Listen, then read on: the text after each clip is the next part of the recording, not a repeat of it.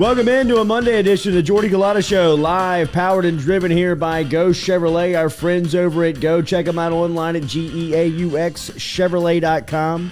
LaPlace, Louisiana for a brand new car, over here in Baton Rouge at Go Express Auto Sales, Florida Boulevard and Sherwood Forest for the newest member of the Go Express team over here at Go Express Auto Sales. Welcome into this Monday morning edition of the Jordy Culotta Show. As we said, powered by Go Chevrolet. Our phone line is brought to you by Metropolitan Health Group, Real Doctors, Real Solutions, and we are jammed up on the phone line today. Willie Wade is going to be here at 8 a.m. this morning, talking the latest win over Missouri and the week ahead versus Arkansas and Alabama as they go into the final regular season of the final regular season week of the season for the SEC tournament. LSU ladies yesterday win at Tennessee for only the fourth time in program's history. Kim Mulkey, an incredible opening season as the regular season is now in the books for the Lady Tigers. LSU number 2 overall in the SEC and a top 16 seed in the country, it seems like. Coach Mulkey will join us here at 8:30 this morning. And then Jay Johnson, after a very successful home weekend at the box for LSU baseball, as they beat up on Towson twice, they beat up on Southern twice, they go 4-0 on the weekend. They mashed the ball around. Dylan Cruz turned 20. Jay Johnson said in the postgame yesterday that Trey Morgan is the best natural hitter he's ever coached. We'll ask you more about that at 7:30 this morning as he'll be here on the Jordy Culotta Show. Make sure you like, share, comment. We appreciate you starting your Monday and your week here with us, here on this Mardi Gras edition of the Jordy Culotta Show. Wherever you are celebrating the carnival, hopefully everybody's having a good time, whether you're down in New Orleans, over in Lafayette. Stewie was over to Acadiana over this weekend. How we feeling? It's cool. It's cool. Took my son out there. It was cool. All right. Got some beats. Any Mardi Gras experiences for anybody in here? Little Jay went to South Downs, the parade on Friday night. But other than that, it was a very low-key Mardi Gras weekend. How about you, Noah? Any no celebration? No. Lloyd? No, sir. No? No. I did my Mardi Gras the weekend before. We got the party bus for. Still talking about that party bus. Well, the thing is, I don't know if I told you this. It was an actual school bus for children that had a couple tins in the back, a little window tent, and then he had like the light show in there. A couple of tins, as in speakers. Yeah, exactly. Hey. We still all good, boys. We're still all good. Still in our prime. But I felt bad because they were smoking cigarettes inside the bus. Kids had to go to school the next day on Monday. So like a legit school bus that was in action? It said Acadiana Parish on the side. Wow. Yeah. Them kids, you gotta learn early. I don't think that's a party bus. It's actually a school bus. This man's running a side hustle, no doubt. So welcome into the Jordy Culotta Show. As we said, the show is. True Blue Water, TRUBluewater.com. Get in touch with them online at truebluewater.com. Majestic coffee every day. Metropolitan Health Group, Real Doctors, Real Solutions. Shout out to our good friend Tom Granning down at Go Mart. Remember, if you're passing through Natchez, Mississippi, stop in and see our friend on Highway 61 over at Go Mart. Tom Granning and crew. Tommy came through with a couple of tickets to the basketball game. He's helping Stewie and the crew out with some gas cards. We love Tom Granning for all the help and support. Make sure you hit that like and share, starting your Monday off with us here on the Jordy Culotta Show. All three coaches that win this weekend for LSU will be here. Jay Johnson, 7:30. Will Wade, 8 a.m. And then Kim Mulkey, 8:30. Outside of that, we'll talk a little bit about what's happening nationally and locally. New Orleans Saints. It looks like Mike Thomas just had a problem with Sean Payton. Is that how we read it? That's what it feels like, so right? He had a tweet, he had a quote over the weekend that he put out, and he said, "A fresh start isn't a new place, it's a mindset." However you get there, can't guard Mike, just get back to the field, bro. But it does seem like that the more that you read into Thomas, his time with New Orleans up to this point, is that things really went south with Payton over the last year and a half, and those two just couldn't get it right and get on the same page. Now that Payton's away, he's saying he's looking forward to getting back onto the field. Either way, we'll be following it. And then the New Orleans Pelicans absolutely bludgeoned the Los Angeles Lakers. I mean, one of the worst runs for the Lakers, 123-95. They've lost 14 of their last 20. They've got a 12% chance of making the playoffs. I'm talking about the Los Angeles Lakers. Jeannie Buss gets up and leaves the game last night with 8 minutes left. A Lakers fan catches her puts it on Twitter. It's all over social media. LeBron got 30, but outside of LeBron, the Lakers look absolutely broken. And the Pelicans run in there and beat them 123-95. Outside of all the Zion drama, and the Pelicans have had some Zion drama to deal with over the last couple of weeks and months, they really look like they've hit on a couple of players like Herb Jones, the rookie out of Alabama, had 11 last night. Valanciunas hit 19 last night. And then, of course, C.J. McCollum, leading Pelican scorer with 22 last night. He looks like he has fit in fantastic with New Orleans. Willie Green and New Orleans look like they've got a different group out there right now. I kind of feel like they're an all-star away. You know what I mean? Zion missing one piece. But it's crazy. You're the missing Lakers, a piece that is there. Yeah, that you're paying for. I've changed my tune on Zion. Last night we did the boys show. What Clout Demons? Is that what we are Clout now? Demons. Clout Demons. Shout out, Ron. Shout out to a Ron. man of few words, but when he speaks, you better listen. Talented guy. Talented man. Yeah. But I decided yesterday after we talked a little Mardi Gras after the float that we saw, where they kind of shamed Zion a little too much for my liking. Did you see the 1-ton float? Have you seen? Had painted Zion like huge. On Oh, the yes, in New Orleans. Yeah, A bridge too far. Yes. Let this man. Right. You know, if he's in New Orleans, don't make fun of him while he's here. Right. Don't kick him off the team yet. Like, I've talked my shit about Zion, and now I formally would like to apologize because now that I see that it's going this far, give Zion some space. Let this man live, because a float in your name while you're already on the team, like don't kick him off yet. Like, let this guy get back if he doesn't want to. Fine. Plenty of people have left the Pelicans, but don't boot him off because he can't get right just yet. Well, you could really use him. Now is the time. And the better the Pelicans get, the more the oil will get kicked up. You still on that boogie bus? Yeah. I'm just saying. But let that man get back on the team. Help him. Open arms. All right, don't freak out though. We're not leading with the Pelicans again like we did 3 days last week. We're just telling you, outside of the big news that we're going to talk about here, there are some other things going on that we will mention. But Jay Johnson will be here at 7:30, and let's start there. LSU baseball rolls over the weekend. They capped it off with a 15-0 win at the box, Skip Bertman Field, yesterday afternoon. They'll welcome in UNO, and then the midweek, and then it's off to the Shriners Classic. And if you watched some of the college baseball rolling around, Texas will be there. Texas is a top team in America. Baylor's going to be there. LSU's going to be there to be a real stiff test, a real good test to know where you are here early in the college baseball season for LSU heading over to Houston this weekend. But about the past weekend for LSU, it was fun to watch Cruz, Barry, and the crew on Sunday night as they drove in 5 runs. LSU defeated Towson earlier in the day, 11-1. They improved to 7-1 on the season. And as we said, we'll welcome in UNO. Some of the comments that stood out by Jay Johnson in the post game, and definitely want to ask him about it. Look, this group is very offensively talented, right? I mean, we've talked all about the offense leading up to the season. Johnson last night in the postgame called Trey Morgan the best pure hitter he's ever coached. Said he's going to go to the Major League Baseball. We'll go to the bigs and find hits immediately. I wonder what it is about Morgan that makes him say that. I wonder what makes Morgan stand out about around all these offensively gifted baseball players. I can't wait to hear from Jay Johnson coming up here in a couple of minutes from LSU's new head baseball coach. We'll ask him about the first couple of games here and how he gets ready and prepared for the midweek coming up. Jay Johnson just invited me to the coaches committee. Sweet. So I don't know what that is, but I'll join. We joined as a show. The Culotta show we paid our dues, so you can ride the coattails if you want. Yeah. Whatever helps, Coach. I'll talk to you about it on air. Absolutely. But Will Helmers yesterday earned the win. 4 innings pitched, 4 strikeouts, 4 hits, as we said, no runs, and 39 out of his 55 pitches were strikes. So we'll ask Coach about the offense. We'll ask him about the defense. We'll ask him a little bit about last week playing on that turf and what he thinks about that, what it's like playing baseball on turf.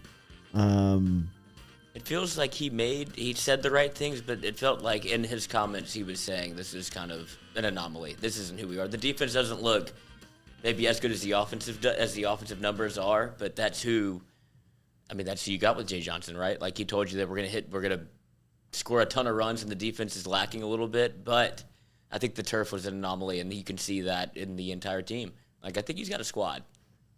Yes. No, he definitely has a squad. He's got a squad. No, they got a squad. But we'll find out this weekend what type of squad he's got. I think he's embracing the challenge. Absolutely. Well, this is why you're It's here. time to flex. Well, this is why you're here, man. And he's just got so many pieces. The team is so deep because of guys that stayed from last year that if something's not the right fit, he can just toy around with it and get it straight. JP, he's not new anymore, Jordy. Just say he's the baseball coach. All right, JP. Call. Jeez. Stickler. Monday morning, bro. Worry about something else, huh? It's Mardi Gras. Like, Mardi Gras. go get a Monday, dr- bro. Go get a drink. Anybody working today? Poll question. Oh. Is it all, are you off today if you have a normal job? I would think so. I mean, like, is the government buildings are closed, right? That's the test case. Yeah. If I mean, government's closed, then Schools you are, got to work. schools are closed. Schools are out? Schools out. All right. Banks? Yep.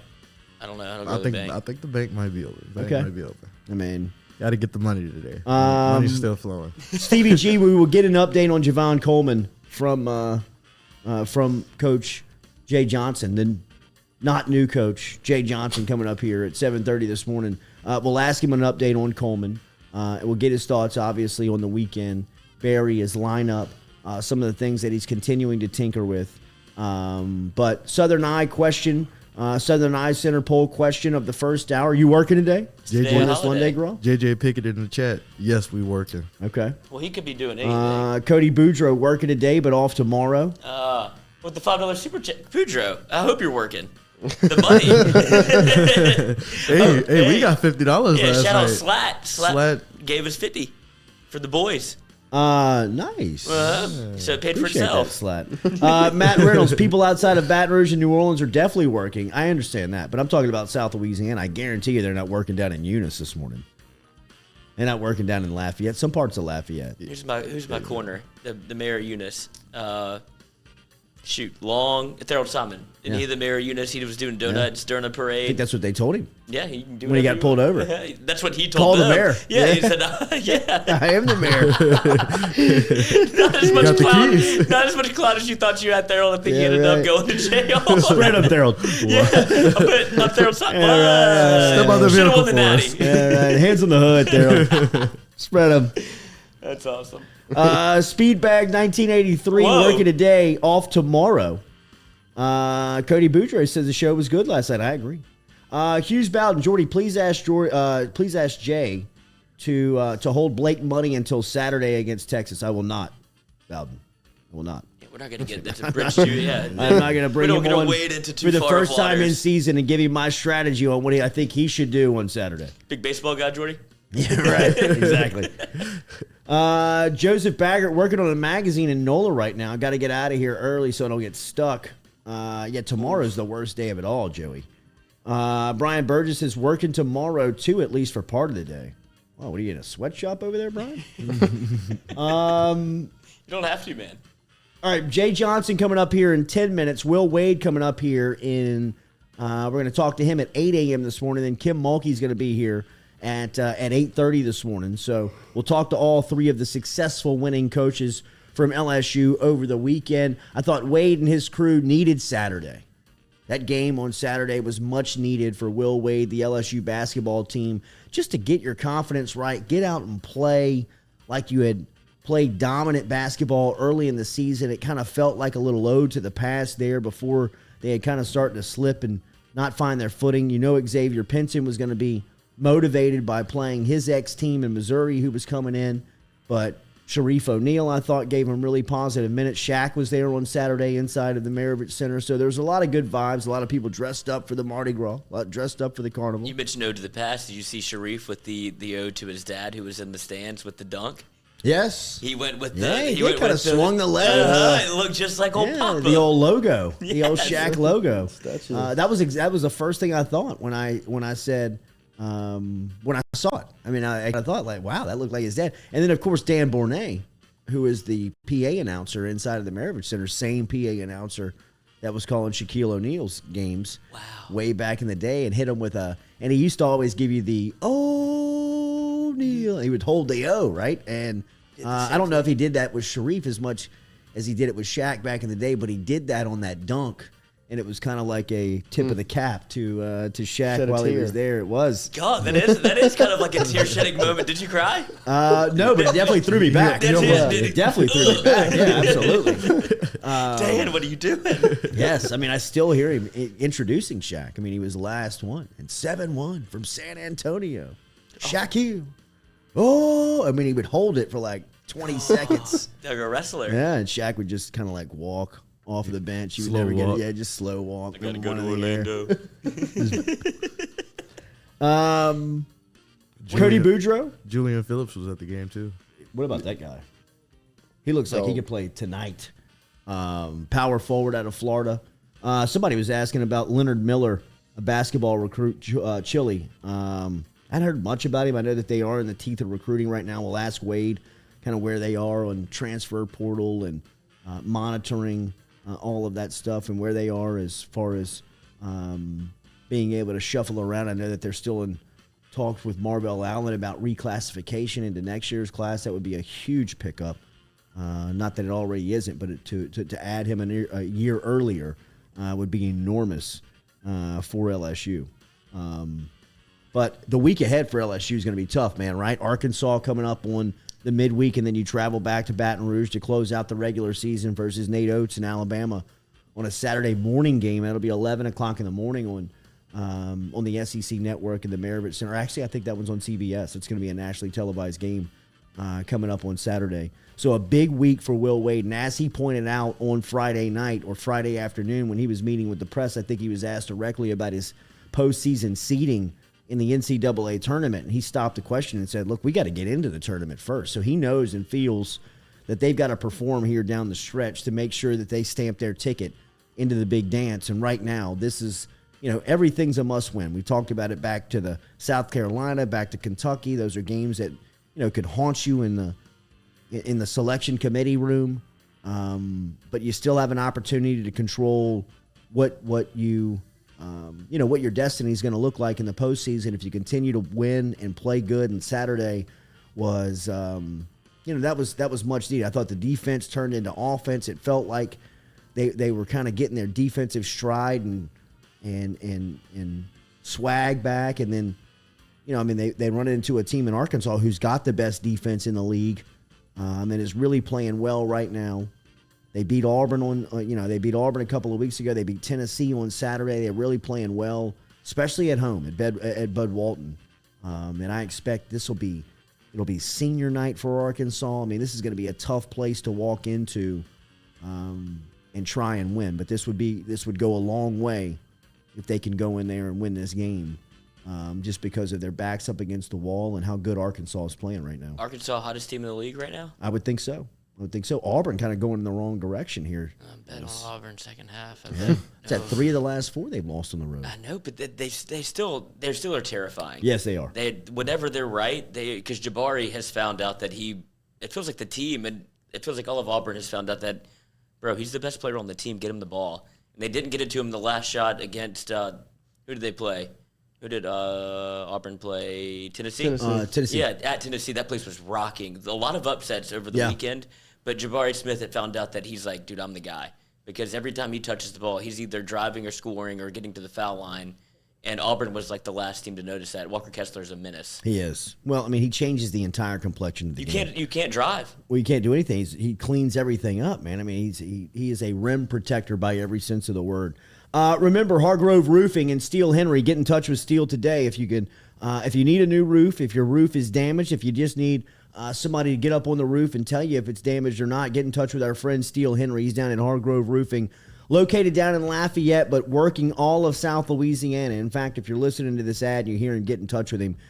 Steel Henry is easy to get in touch with. That phone number is directly into his pocket. That's his cell phone, 318-229-7266. 318-229-7266 is how you can directly get in touch with Steel Henry, who is our roofer over here on the Jordy Culotta Show. Let him be yours. Hargrove Roofing. Know who's on your roof. All right, we're going to talk to Jay Johnson coming up here in a couple of minutes. Johnson is going to come in and tell us a little bit about the lead up to the Shriners Classic coming in on Saturday. We'll ask him for an update on Javon Coleman, and we will talk about that offense that busted out over the weekend and some of the selections and some of the things that he can tinker with moving forward. Looking forward to it. We'll talk to Jay Johnson. Make sure you hit that like button, share button. We'll be back here in about a minute and a half to talk to LSU head baseball coach Jay Johnson right here on the Jordy Culotta Show, driven and powered by Go Chevrolet.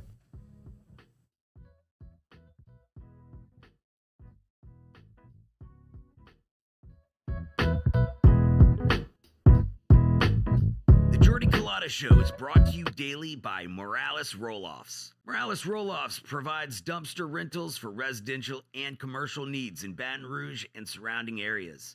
Morales has roll-off dumpsters ranging from 10 yards to 40 yards to accommodate all of your disposal needs. Search online, moralesrolloffs.com. Do you have questions about your finances? Are you looking for recommendations from a skilled financial advisor? Get in touch with our friend Daniel Newman over at Edward Jones. You can find him easily by logging online and shooting him an email at daniel.newman@edwardjones.com. That is daniel.newman@edwardjones.com. Whether it is help with your 401k or just fiscal advice heading into the new season, get in touch with Daniel today. Best way to do it? Email him, daniel.newman@edwardjones.com. He's our experienced financial advisor. Let him be yours, daniel.newman@edwardjones.com.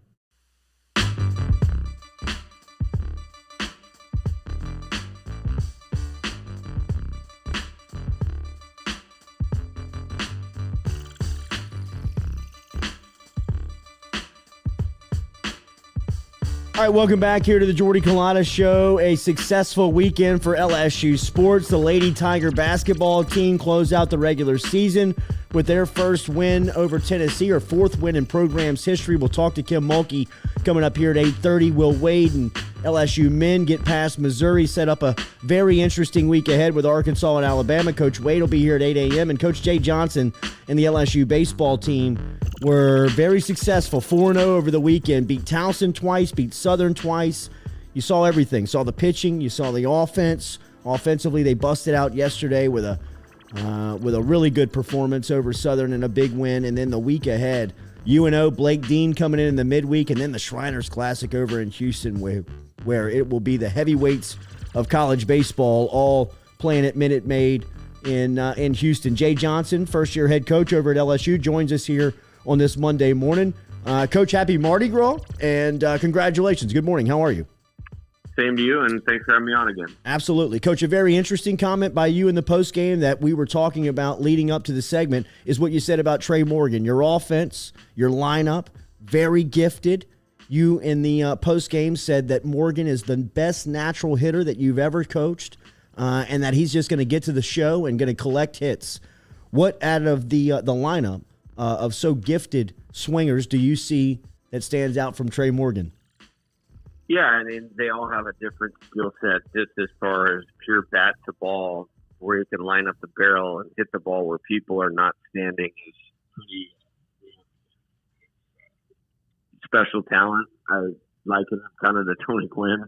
At the college level, that's about as close a comparison as I can come up with. And tremendous hand-eye coordination, tremendous strike zone discipline. I mean, he can get to any fastball. He has adjustability to off-speed. Doesn't swing at balls. Kind of total package. We made one small adjustment in the fall. He's taken it and run with it. And he only has a couple extra base hits right now, but all these balls are coming off his bat really hot. And proud of him and love having him as a table setter. And a guy I also like seeing coming up with runners on base. So good start for Trey. What adjustments have you seen him make? You know, he's gotten a little bit stronger, and so we just kind of gotten him into the ground a little bit more and hitting with his legs as opposed to just kind of flipping the bat out there. And the lot harder contact. I think he's allowing himself to let the ball travel a little bit more. And I think the more you go, or the more we go, the more power you'll see with Trey as he moves forward. Coach, through the first part of the season, everybody's looked at your lineup and said, man, look at the depth, look at the options. What have you learned about your offense through the first part of the season? I don't know if it's something I didn't know, but just like kind of seeing it, I think it's just going to be a hard team to get through, more than one time. I mean, we had a couple games this weekend where the first time through the order, like we were hitting rockets, but just right at people, and had a couple zeros in a row, or the first 3 innings of zeros, and then by midway through that second time through, the law of averages kind of start to catch up, and balls start finding gaps, and the pitcher gets a little timid, or we've seen the guy the second time around, and guys are making really good adjustments, and just that second and third time through is very difficult for any pitcher, and so been very pleased to see that so far, and I expect that will continue. 41-3 was the scoring output this weekend in combination as LSU outscored Towson and Southern 41-3. So the offense was on fire. What about defensively, Coach, from your group? I know that last week was the Louisiana Tech game was a game that you like to forget on that side of the ball. But what have you seen from your defenses through the first 8 games of the season as you guys continue to move forward? Yeah, I mean, that was a bad game. I think that on record with you guys, that's one of the worst games I've ever seen defensively. I did think it was an anomaly. I really believe that. I think we're a work in progress there. We've asked a couple guys to play some different positions, but I think it's better. I thought we were fine this weekend. We made one error yesterday that it's one of those that just was just a bad play that 2 very good players will get cleaned up by my communication thing. Other than that, much cleaner. I think we had 1 error in the infield in the first game. We had no errors in the second game. I think we only had 1 on Friday night. So moving in a good direction there, and we'll keep working. I mean, that's what you do when you have areas of your team that you need to fix. You just keep pounding rocks and make sure that we improve in that area, and I expect that we will. Coach, now that you're a little bit more removed from the Louisiana Tech game, is it safe to blame the turf and the cold weather? It's okay. You can be honest here. You're safe. Yeah, I will not do that. Yeah, you guys get to know me. I will never give our players an out on those kinds of Love things. that. So, hey, played on turf, Coach. That's tough. Hey, get those little front spins, little quick hops. And what I actually feel like, for me, it's like, what are we talking about here? I mean, that should help the infielder. But you're such a coach. So. Your pitching coach, I think through the first 8 games has been a refreshing point to look at. I don't think that from the fan base's standpoint, people knew some of the names that we were watching during the fall or hearing about during the fall, but to see them now working here in the early part of winter and going into the spring is very positive. What have you made of that group? Yeah, very pleased. Not maybe as surprised as the outsider as we were kind of watching it happen. I mean, offense gets a lot of credit, and rightfully so, but these pitchers more than held their own, as they were going through this deal and in the fall and in the early spring. So really like, obviously, Blake Money pitched on Friday. I thought Ty Floyd was very good yesterday. I thought he was better than he was the week before.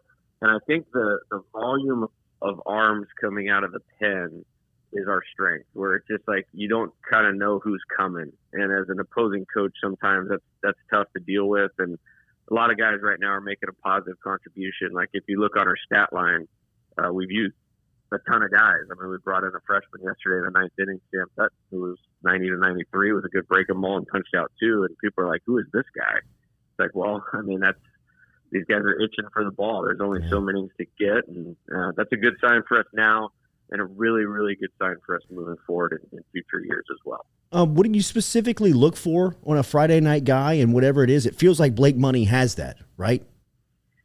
Yeah, I don't know if I think the trait of the Friday starter and the closer more than any other pitchers on your staff is the makeup has to be there. And, I don't know anything that happened last year. I just know what I know about Blake and his response to some failure last year and how he handled that shows a lot of maturity.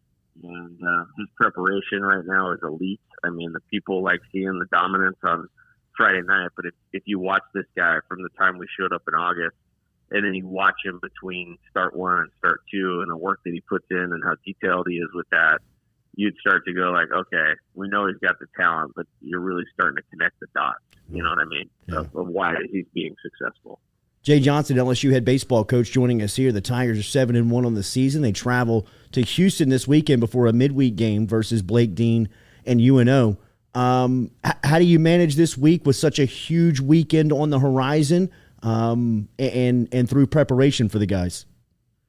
Well, I mean, to start with Wednesday, I mean, you mentioned Blake beating UNO is 5-1. They won 2 out of 3 against Kansas this weekend. We saw them in the fall. They have some good players. So we're all in on Wednesday. You know, I'm trying to really build a mindset with the team of it's a 56-game playoff, and Wednesday is the next playoff game. Fortunately for us, the depth of the pitching staff is one of the strengths, and so you don't have to hold or save anybody, you know, kind of thing. Like there's more guys that can get the job done. So we're going to attack Wednesday like it's the only game on the schedule, and then we'll look up. We feel like pretty good about where we're at with Friday with Blake, and so that kind of shortens that game, and then lets everybody regroup for Saturday and Sunday. So like where we're at, you know, we got our first, you know, plane trip, and so there's some things that come along with that. It's a tournament environment. You're out of your routine a little bit, so we'll have to get the players in the right frame of mind to handle those things, and then go out and what I expect to be a great weekend of college baseball. Any update on Javen Coleman? Not yet. He's getting evaluated a little bit more today, and should know some more here in the next couple days. Coach, obviously it was Dylan Cruz's birthday over the weekend. Were you surprised at all by his – I mean, obviously he's going to might be the first overall pick when his time comes, but is there anything to having a birthday weekend and playing on your birthday? Because I feel like some baseball guys always either hit a tank or just have a great game, and Dylan Cruz obviously did both throughout the weekend. You got to play well on your birthday, man. That's like a thing. You know, my birthday was in April, and I remember always collecting a couple hits on that day. So it's just a thing. I don't know what it is, but – it's the baseball gods. That, but I don't think that dude needs his birthday to play good. I think he plays good about 380 a year. So, very happy with his start, showing a lot of maturity in his at-bats, and the talent speaks for itself. You mentioned the depth, Coach, and the depth is something that has jumped out. I mean, even like a freshman like Josh Pearson, looking at him for the first time over the weekend and watching the way he could track and rake, and the depth that you have here from the youngsters. You mentioned the pitchers and the lineup. How not tough is that to manage, but the decisions that go into putting the best 9 out there every day, I'd imagine, is a pretty tough challenge. Yeah, it is for sure. I think right now, and we're only 8 games into the season, but big compliments to the players of everybody being bought into the sense of team. You know, I do think we're kind of moving towards a group of guys that look like they're going to play for a little bit, and then you got guys on the peripheral right there, like Josh. Like, no problem writing that guy's name in the lineup. He's going to rake, and he's going to be a great hitter here at LSU. You know, I think I'm the one guy in the program that always wants the players to focus on the now, but I can kind of look at the future a little bit too. And you're talking about a guy that's going to be right in the thick of it, you know, as the year moves on this year and obviously the next couple of years. And you run a bat like that off the bench, he's, you know, whipping balls, you know, through the infield, you know, coming off the bat at 105 miles an hour. You're going like, man, I want to find more bats for this guy. So been a great team guy, along with, you know, a couple other guys that are plenty capable of starting, and kind of that, I would call it that 10 through 14 guys are doing a good job of staying engaged. They're improving while maybe they're not at the forefront. They'll be ready when their number's called upon. 7-1 on the season up to this point. UNO and Blake Dean come into the box on Wednesday night. First pitch is scheduled for 6:30. It'll be in the SEC Network Plus, and of course, all over where you can catch it locally. Thank you as always, Coach. Best of luck for the week ahead, and we'll see you in Houston. Okay, I'm good. Yes, sir. There he is, Jay Johnson, checking in this morning with LSU baseball as the Tigers are off to a pretty quick start, 7-1 on the season. You get a little update there on Coleman, a little bit of the depth that he is dealing with every day and putting this lineup together. And you could hear him talking about that offense. It took everything he had, not to say we're loaded. We're awesome. We're awesome. I mean, it is fun. Dude, the amount of runs that they've put up over, 41 this weekend? 41-3, they outscored their opponents this weekend in 4 games. 51 was the most they've scored since the Skip Bertman era in an opening weekend, I believe. So this offense is not going to go away, and that people are concerned about the defense. And I saw somebody in the chat talking about Trey Morgan. You don't make them better at first base, and you got it, Trey. Yeah.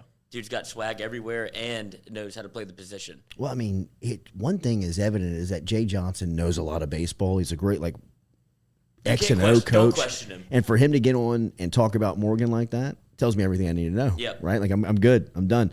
Morales Roll-Offs. Remember, Morales Roll-Offs provides dumpster You rentals. said it like the guy. You said it like the voiceover. Yeah, for residential and commercial needs in Baton Rouge and the surrounding areas. Remember, 10-yard dumpsters to 40-yard dumpsters. They can help you out with very competitive pricing today. They are happy to accommodate special requirements if you're looking for long-term rentals for commercial clients, weekend deliveries, or pickups, or any other unique disposal needs. You can get in touch with our friends over at Morales Roll-Offs, Claude Morales and his family over there. Get in touch with them. Easy phone number, 225-427-0000, 427-0000. That's in the 225 listening area in the Baton Rouge and surrounding areas, but he'll work all over South Louisiana. Will Morales Roll-Offs. And remember, they can help you with moving as well. If you are moving office to office, if you're moving out of your office or out of your home into a new place and you need a U-Haul to bag the things up, get over to Morales Roll-Offs and they can help you with the rental today. MoralesRolloffs.com. That's over on Airline Highway. Stop in and see them. We appreciate that their support. Make sure that you are hitting that like button, that share button, comment button, as we appreciate you being here on this Monday, starting off this Mardi Gras week here in South Louisiana, as LSU is very successful in baseball over the weekend. We talked to Jay Johnson. LSU basketball coming up here at 8 a.m. We'll talk to Will Wade. Very easy to get the coaches on after a clean sweep from Yeah. all of them. Very evident that LSU did awesome over the weekend. We can get Kim Mulkey, Jay Johnson, and Will Wade on the same day. Yeah, they're all looking forward to talk right now, for sure.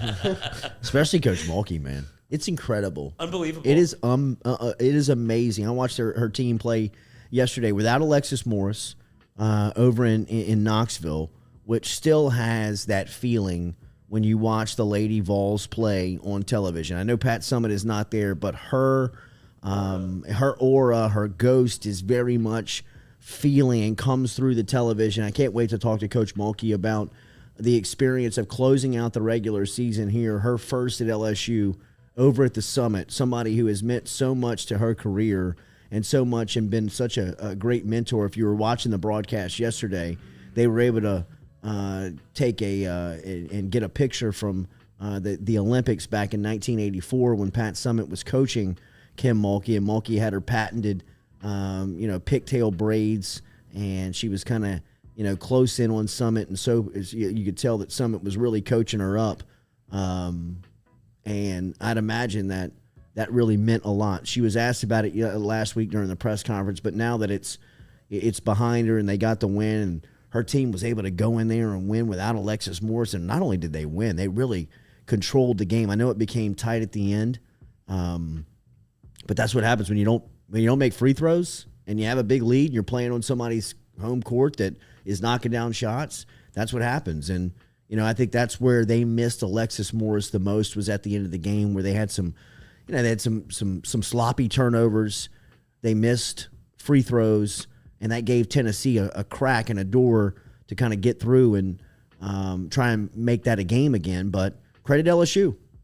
Credit Kim Mulkey's group. They were able to hang on to that lead. They were able to close that game out and close out the regular season in just a incredible first regular season. To finish second in the conference, to be what looks like is going to be inevitably a top 16 seed. They're going to host a couple of tournament games on campus. It really is. It's amazing to think about the ground that LSU women's basketball program has covered over this first year. Did you see the attendance numbers that came out? Yes. Over the last 4 years. Over the last 4 years, combined to this first year for Kim Mulkey, as far as LSU women's basketball attendance is concerned, this is the last 4 years compared to this year.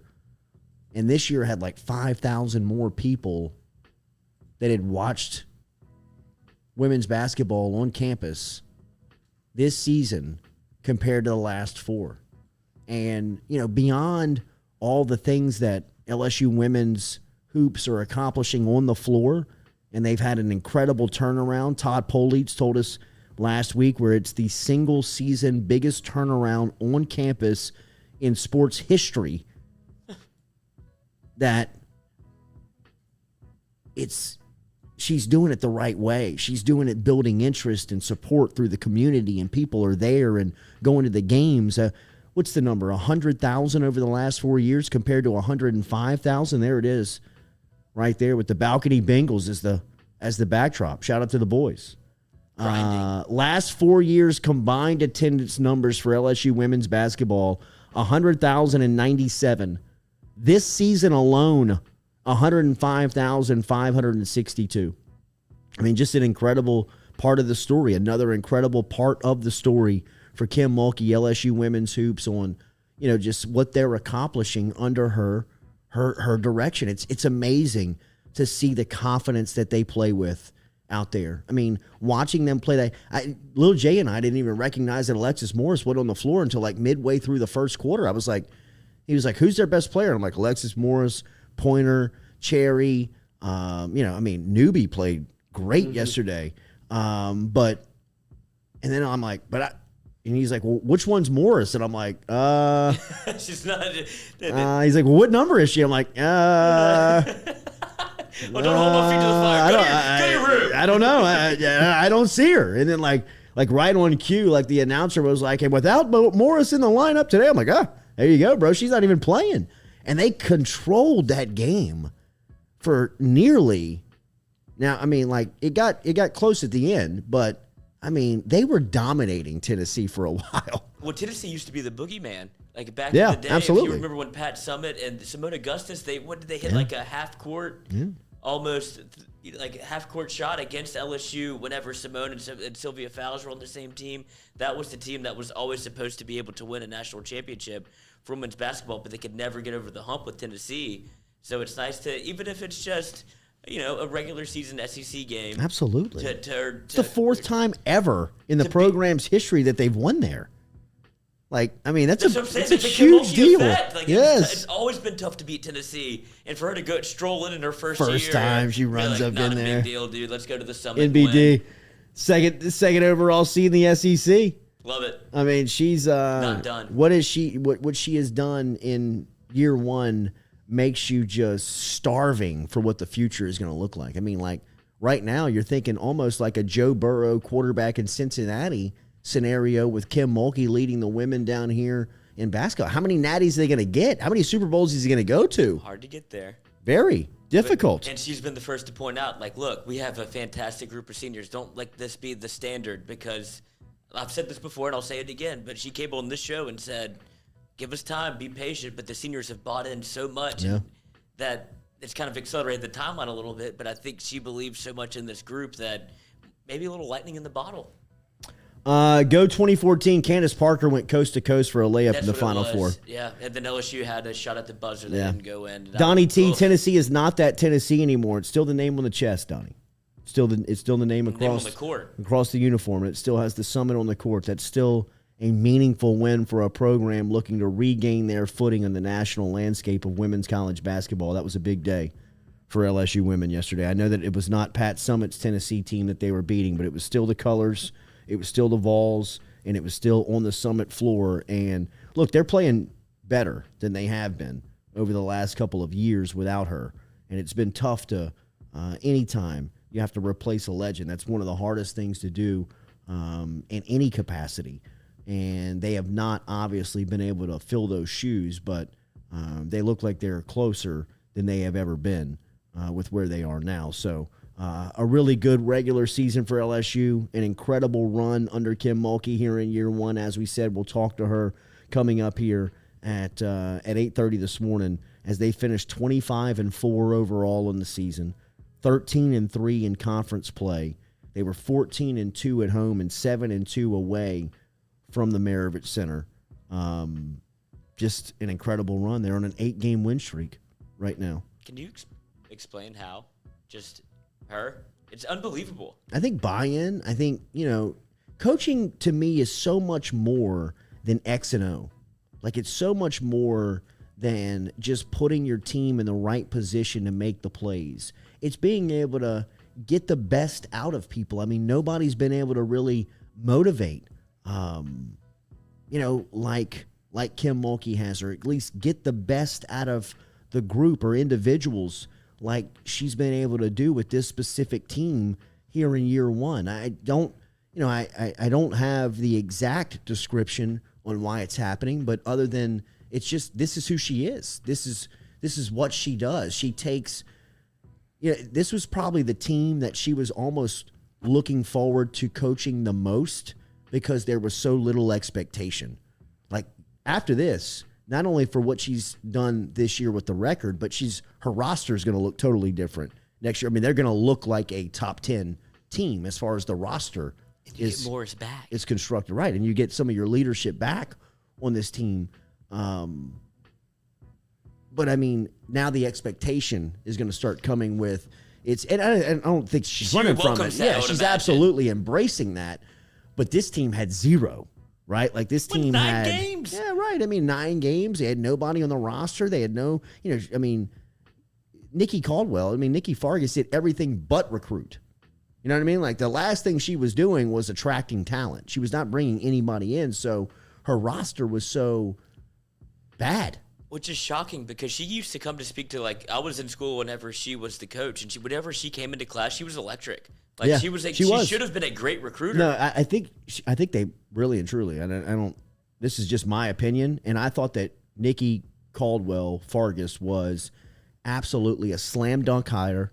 I thought it was right choice at the right time. The future was very bright under her direction. I think they paid her too much money. I mean, I think that she just kind of got like very complacent, you know what I mean? And the fact that O theory, almost, it was just like, sheesh. I mean, $850,000. You know what I mean? Like, was that Van Chancellor? It was post Van Chancellor. Was before her. Okay. Because Van Chancellor went to he coached Sylvia, her final year. Right, but wasn't he involved in like the hiring process to like pick his successor? Was that not? Well, I might be wrong. I don't know that. Okay. I don't know that. But I mean, it was a hell of a time for LSU women's basketball. Was that too close to the fire there? Did I say something? No. I don't know. No. I mean, I just that time was very strange. It was. You know what I mean? Because they were so successful and. They were just doing a lot of weird stuff behind the scenes. Lewis Malliot, Jordy, why no love for softball? They went 6-0 over the weekend, 3 double headers. Damn, call my her bad. too. Sorry, Louie. That's my fault, man. I'm sorry. Shout out to Beth Torina, another great coach on campus. Some of the alignment things that we're talking about with Scott Woodward. All right, coming up here in a couple of minutes, we're going to talk to Willie Wade, Coach Wade and the crew. Big week ahead for the Tigers. LSU going to face Arkansas at Bud Walton in the midweek. Then they come home to face Alabama on national television, 11 o'clock on Saturday morning for Senior Day for the Tigers.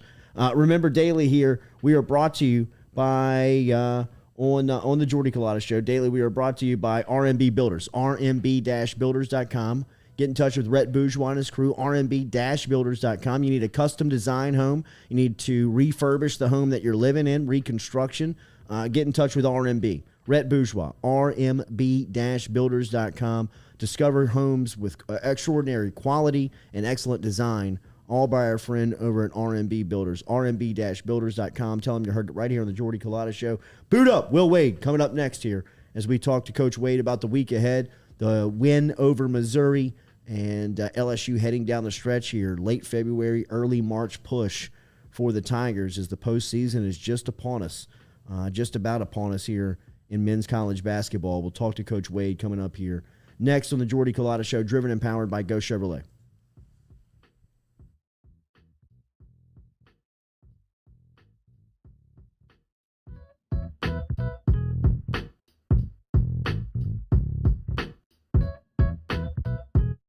Go Chevrolet is proud to announce Go Express Auto Sales, the new used car lot located in the capital city of Baton Rouge, Louisiana, at 11522 Florida Boulevard. Go Express Auto Sales is online at goexpressautosales.com, or you can search them on Facebook and social media at Go Express Auto Sales, the newest addition to the family of Go Chevrolet. Remember, Go Chevrolet is located down in Laplace, Louisiana, but now welcoming aboard Go Express, the new used car lot located in Baton Rouge, Louisiana at 11522 Florida Boulevard. Do you have questions about your finances? Are you looking for recommendations from a skilled financial advisor? Get in touch with our friend Daniel Newman over at Edward Jones. You can find him easily by logging online and shooting him an email at daniel.newman@edwardjones.com. That is daniel.newman@edwardjones.com. Whether it is help with your 401k or just fiscal advice heading into the new season, get in touch with Daniel today. Best way to do it? Email him, daniel.newman@edwardjones.com. He's our experienced financial advisor. Let him be yours, daniel.newman@edwardjones.com. 7, 6, 5, 4, 3, 2, 1. You'll never have the sacred stone. Oh, this you crazy mother.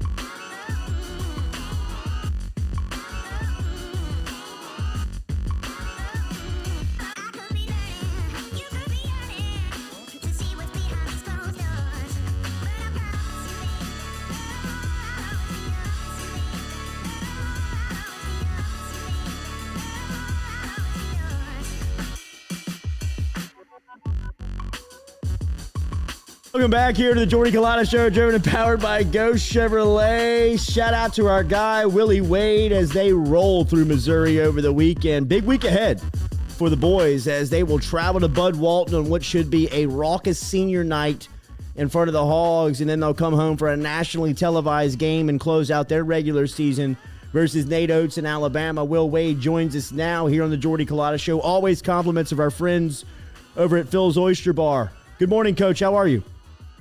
Doing well. How we doing? Doing good. You had to like the energy that your team played with on Saturday. Yeah, we had talked about just getting back to having a little bit more of a defensive identity, getting some offense from our defense. I thought at the beginning of the second half we did that really well. I thought our defense was better than it's been. We'd been slipping defensively from where we were in the non-conference. I thought we certainly made some strides and some progress to getting back to how we were.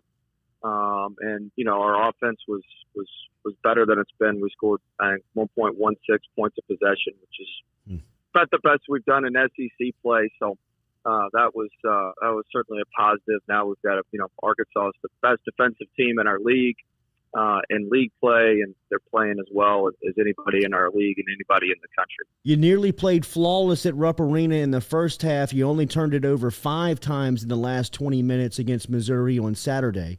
The emphasis on protecting the ball I know has been there, but it looks like that is really hitting home right now. Yeah, we're getting a little bit better. We're getting a little bit better there.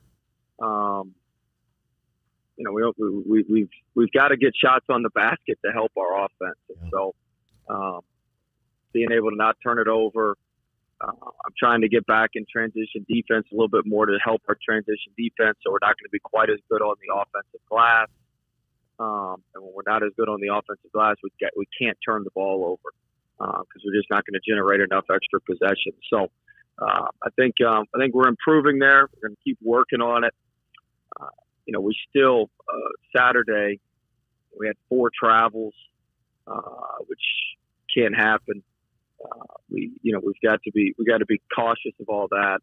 First time we played Arkansas, Williams took 4 charges. I think he leads the league in charges at 40 plus charges taken, which is a story for another day. That should be allowed. But anyway, that's going to be a huge point of emphasis to make sure we don't just run in there and breathe hard on him and him fall down for a charge. So we've got to be foul. We've got to be careful. We got to be careful with that. And that's a lot. That's a majority of our turnovers. We're not having nearly as many live ball turnovers, which is critical.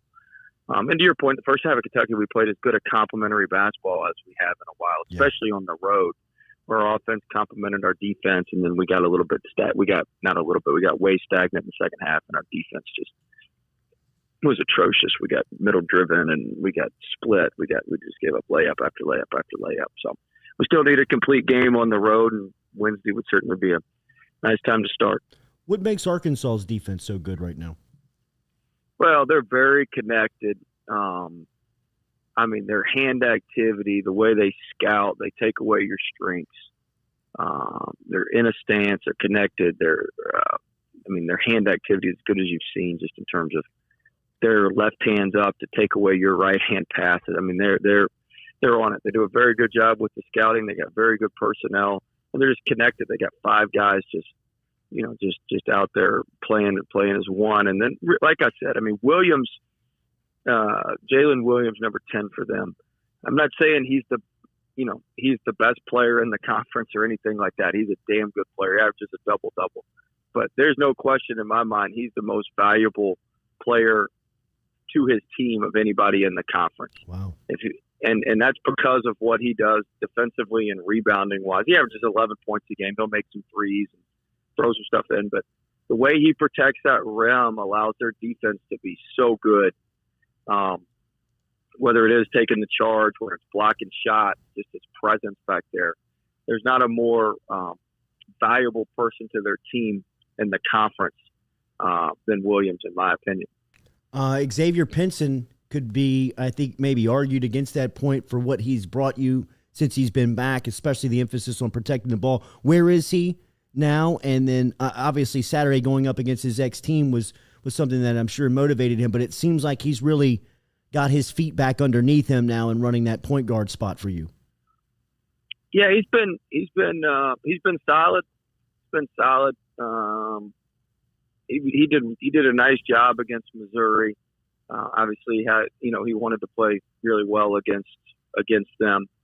Did a nice job. He's able to just get down the seams for us. Everything's just a little bit steadier when he's out there. We've got a little bit more firm control. Of things, and so that's been very, very, very, very helpful for us. We need him to make some threes. If he could make some threes, that would open up our offense quite a bit more. Finish a little bit better around the rim. We all need to finish a little bit better around the rim. We took over 50% of our shots at the rim against Missouri, which is really good. We just got to continue to finish down there, finish a few more. But X has been solid for us since he's been back. I loved how you described Sharif's role on Saturday night. You mentioned that rotational spot has been really going to the guy that's been preparing the most and preparing the best. And you were very pleased with Sharif's preparation going into Saturday. Where is he, and what does he give you when he played like that? He seemed like he was playing very confident. Whether it was in front of his dad or just that he understood what he was doing out there.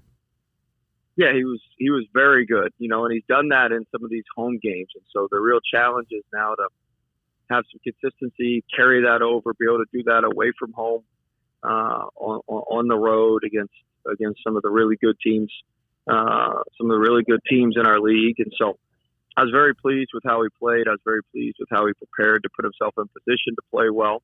And hopefully we can continue that as we prepare for Arkansas. Do you use Shaq in those instances for recruiting tactics? I know that Julian Phillips was at the game on Saturday, and he's already signed his letter of intent. But I know that Shaq loves the university. He's got a son on the roster. Do you take advantage of Shaq being on campus when he's there?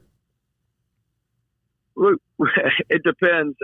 Sometimes he's in and out pretty quick. But he was obviously coming to this game, and just his presence helps us a lot with recruiting and just him being there and still being an active part of the program and still being around the program and around the guys.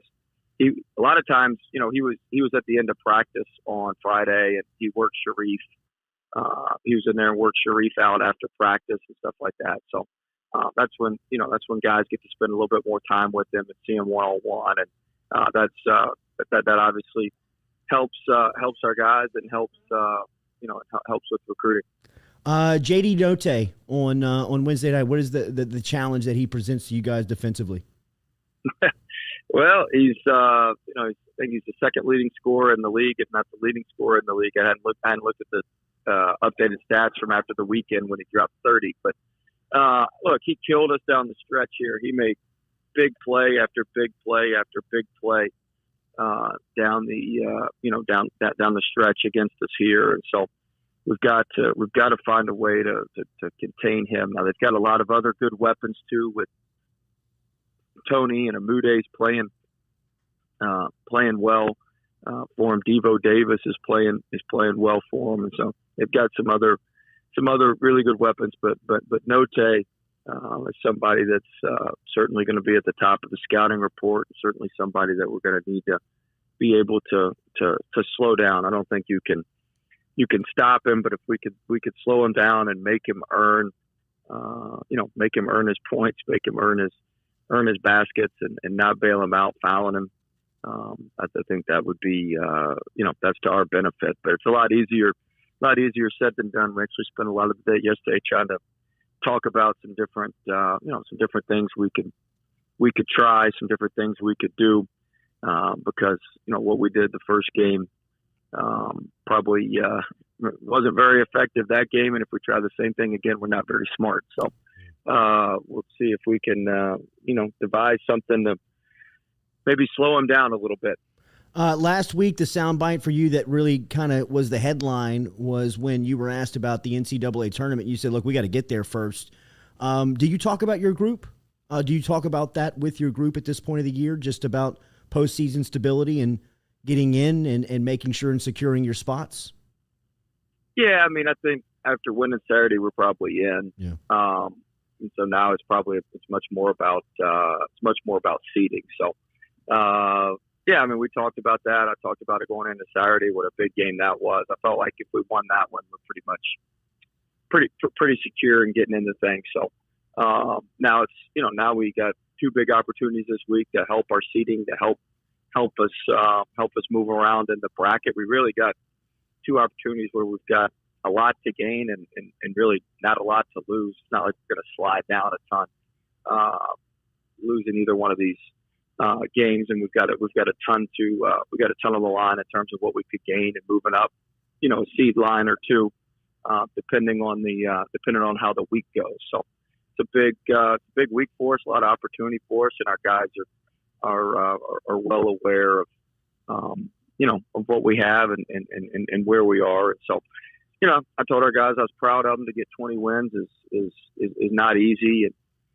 especially when what we had happen in the preseason when he went down. I don't know if I would have bet on us getting 20 wins myself. So I was proud of our guys. Now the way we got it's been a little bit shaky, getting off to the good start, kind of getting things out of whack a little bit. We've kind of regressed back to the mean here in conference play against a tough schedule. But I'm proud of our guys for doing that and earning an NCAA berth, and now we've got opportunity to just improve a little bit on that this week and go and get some momentum heading into Tampa in the conference tournament. Will Wade has been here for 5 years in Baton Rouge. This is the third time that the LSU basketball program under his direction has had a 20-win season. Check the history on LSU basketball and to see the consistency that LSU is experiencing right now under the general. Coach Wade, as always, we appreciate the access, the time. Have a great week, and we'll talk to you soon. Thanks so much. I appreciate it. Yes, sir. Boot up. There he is. Will Wade checking in this morning from LSU basketball as the Tigers get prepared for a week ahead that features a trip to Arkansas and a home game versus Alabama. And look, we have talked very much about Wade and this inconsistent group throughout the season, but as he just pointed out, losing Adam Miller in the time that they did was a huge hit to the offense. Does it mean that the offense is going to fall off and not be able to score at times like they have throughout the season? It shouldn't, but look, that made an impact on it, a huge impact on it. But to get to 20 wins, again, for the third time in 5 seasons, that is a rate of consistency that this program has not experienced for a real long time. And I'm not telling you that just means that you've got to pay him and extend him and give him all this stuff, but I'm just saying people need to recognize on the short-term wins that are happening under his direction. Does he need to bring in an assistant in the offseason that can help him with offense? Yes, he does. But the fact that he's being able to do it coming off of a 20-win season and a top 5 recruiting class coming in and Adam Miller coming back is very luxurious. I mean, so I know that Rico Delgado and his crew want to bang on Wade for everything, and there has been points and times in this season where they have opened themselves up for a lot of criticism. But you also have to recognize that in 5 years, they've won 20 games 3 times. And they've done it with adversity. They've done it with their back up against the wall. They've been able to get players in times that you think that nearly seemed impossible. And now they've got to turn that into championships, to winning the ultimate prize, because I have no problem in saying that right now, this team, it feels like it could make a second weekend type run if they get the right matchups. I don't know how much further they can really go in the tournament this season. Does it feel like they're built to make an ultimate run at it? When they're right, they're right. When they're right, they're tough. That They're really tough. I mean, that first half against suffocating. Kentucky, Yes. they play like that. If they can put 40 minutes together like that, and their defense turns into offense and stuff like, when they're playing like that, they're tough. But I don't know if ultimately they can play with the Gonzagas and the Auburns and the Let Tari get the Chet Dukes down on the post. and the real high end teams in college basketball right now. But I will say this. The expectation that he will have around his program next year is something that he's never experienced. It'll be the best roster he's ever had. And it'll be time for the program to take the next step where you understand that it's been consistent 20-win season. It's been consistent bringing in players. It's been consistent going to the NCAA tournament. It's been consistent performing in the SEC tournament if he can go back and have another good run this season with this group.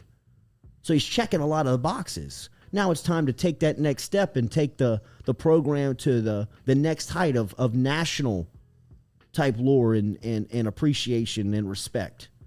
And he understands that. But 3 20-win seasons in 5 years, check your history on LSU basketball before you start dumping on Willie. What was the win total, do you think, the 3 previous years before Will Wade? I'm not putting you on the spot. I'm asking, Stewie, if anybody can look it up, because I doubt it's even close. Appreciate what you got. Did the Jarrell Martin, Jordan Mickey team, They made the tournament 1 year. They made the tournament. Lost to NC State. They- You had a I would- tip in at the buzzer. I would think that they won 20.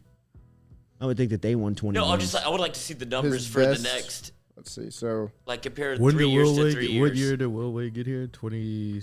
with Johnny Jones in 2012-13, they were 19-12, 20-14, and 13-14, 22-11, 14-15, Oof. 19-14, 15-16, and then 10-21 Oh. in 2016-17 before they went and got Will Wade. So they won 20 games twice. 22-11 was the best, and that's the year they lost to NC State in the first round. You remember that game? A little tip in at the buzzer. Yeah. LSU Absolutely. controlled that entire game. They dominated that game. Dominated. Dominated that game. That was Jarrell had that open floor dunk. I mean, it was they were Saw the mesmerizing talent. that team. Yeah, I think LSU was about to put the world on notice a little bit. Oh, they got a little Wow, talent this is a down tournament there. team. Yes, and then a little tip in that may not have been a tip in. It was just there goes your money and your bracket. It was up in smoke, man. Daily, we were brought NC to you. State. NC State. Who did they even have on that team? So I'm about to see.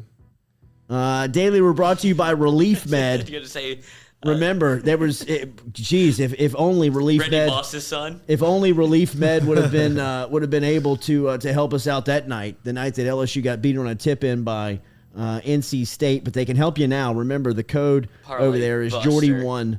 Jordy1, if you want to get online to save on your medical marijuana, which is legal now here in the state of Louisiana. Get your prescription online by logging on to reliefmed.com. That is RELEAF med.com, reliefmed.com. Get in touch with them over there and pick up your prescription today. A very easy process to go through it with this good-looking doctor. You can select your appointment. Get relief now right there online. All you got to do is go through the questionnaire. Once you get the recommendation, next thing you know, you can be over at a wellness center picking up your prescription or your recommendation today from our friends over at Relief Med. If you want to save 20% on your initial purchase, use the promo code Jordy1. Jordy1. That is Jordy1 for the promo code to help you save on all of your first purchases over at Relief Med, a proud sponsor here of the Jordy Culotta Show. We'll talk to Kim Mulkey coming up here at 8:30. Her Lady Tigers beat Tennessee for only the fourth time in program's history up in Knoxville yesterday, and she's got her group heading into the SEC tournament locked up as the second overall seed in the Southeastern Conference after only one season coaching LSU and walking the sidelines down here in Baton Rouge. Can't wait to talk to her coming up in about 15 minutes. Let us reset. We'll be back with more of the Jordy Culotta Show, driven and powered by Go Chevrolet. Does this guy make you want to get a toupee? No. There's nothing in the world that would make me want to get a toupee. Jordy. No. No chance. Just because of the fact that would be easy to call me out. Look how he's good looking, bro. He is. That's what I'm saying. It's all good. That's not it's all good. It could be a brother. Uncle? How old are you and how old is he? All right. Get out of here, bro. Happy Monday.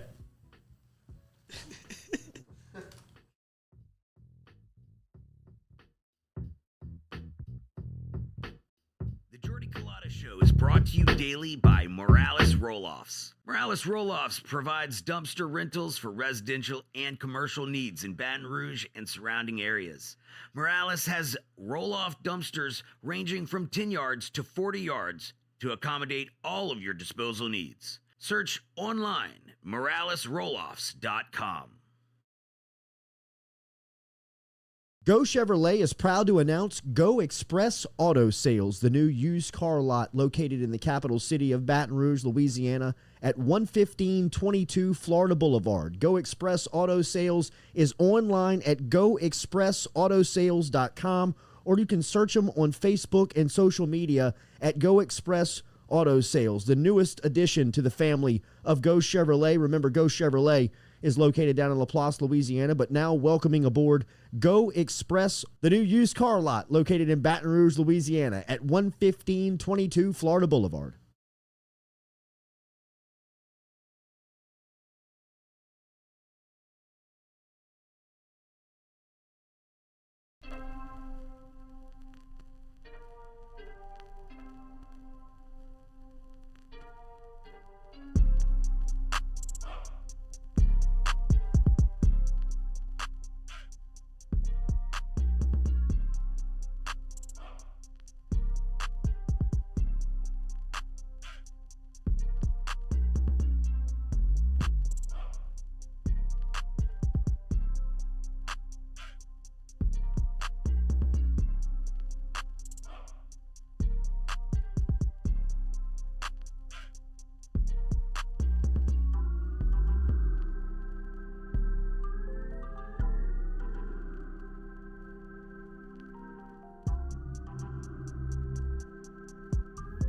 All right, welcome back to Jordy Culotta Show. Make sure you hit that like button, share button. Happy Mardi Gras here on this Monday edition of Mardi Gras week. Whether you're celebrating anywhere, be safe, have a good day.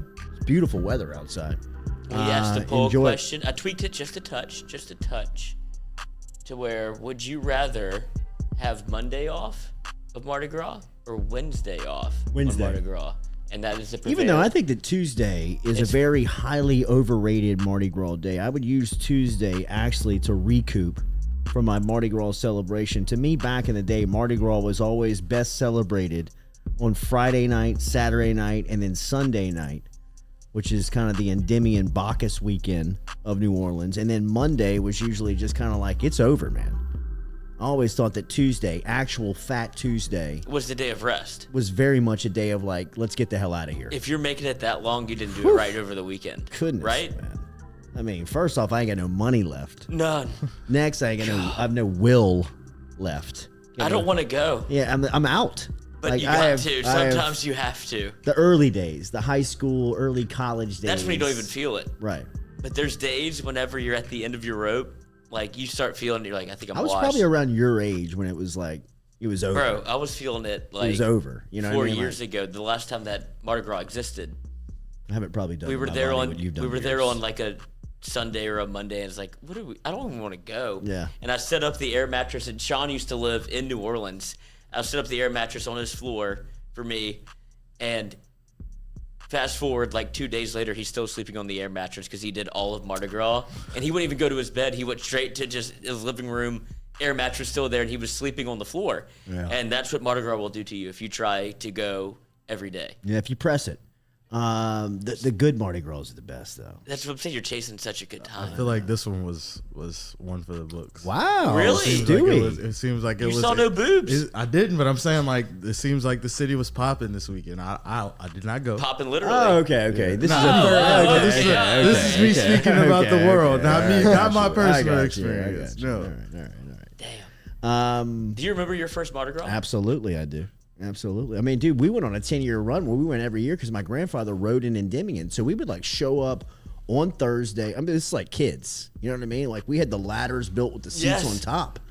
Ladder people. Yeah, we got were a lot of flack. We were sitting on Poitras. I mean, like early days. You know what I mean? Like waiting for the turn, waiting for and then like the parents would go to the dome for the extravaganza. We'd get like babysitters, and I mean, then it kind of got to a point where you'd go to the extravaganza. My first extravaganza God, we experience. lived the same life. I mean, I don't even know if I saw 9 o'clock. My first No clue what time it extravaganza. was, and you have no idea how No much idea. like how much fun your parents are I having. know. You're They're like, wow, y'all are crazy. Yeah, take the kids Yeah, here. so now I get what y'all you ever been do doing. it? Yeah, it smells weird here. Yeah, it does. Pass that over here. What y'all doing 7. over here? For God's sakes. Who knew? Y'all are cool. So cool. Just tell me. And then the extravaganza where you finally can be able to pace yourself and like do it right, and you walk out, it's like it's like 4 a.m. You're like, Empty holy wallet. shit. This is unbelievable. That's when I needed advice. Like, how did y'all do it? Well, I mean, No, chemicals. I'm saying that's what I'm saying. When you asked your parents, like, I need the stepping Yes, stones. absolutely, Like, give me right. the 10 commandments Yes. of what to do. I'm going in here blind. Right. And I didn't make it. Broke. Dead broke. So Dead if broke. I'm going in next year, whole weekend I should go Thursday. Thursday, Thursday, Friday, Sunday. Saturday. I would actually like show up Friday. It depends on what, like, You know what I mean? Like if you've got anything on the book, Thursday night could be a sneaky fun night, but you could also I could also Blow you get could your also load. blow it. Double dude. your You load. also- you know what I mean? Yeah. Next thing you know, you're like, you know what? I'm heading back tomorrow morning, bro. Right. I can't top this. yep, I'm driving home on I Sunday. mean, Bacchus hadn't even rolled yet, and You see Demian's all- still yeah, there. You see all the cars going this way, and you're the one car going this way. Like, I'm done. I'm out. Yeah. Never done it, but wanted to do it a bunch of times. But yes, I mean, like if I had the perfect Mardi Gras scenario, I'd roll in on Friday.